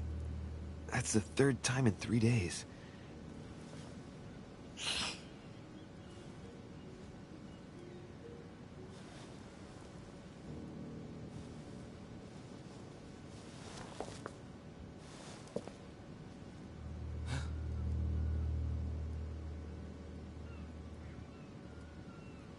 Let's see if you're in there, Mother.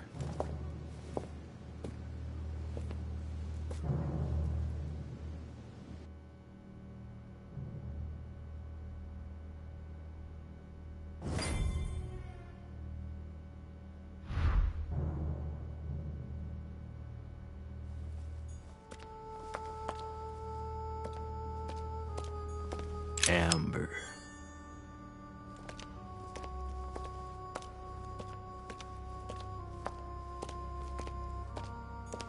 Bandages?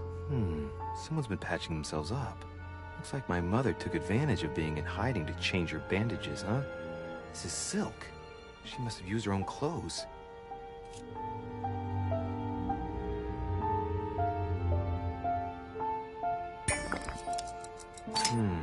There are patches where the blood isn't totally clotted.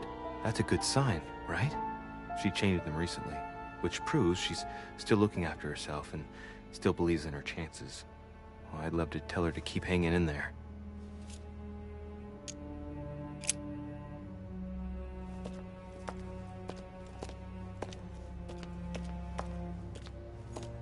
Cash.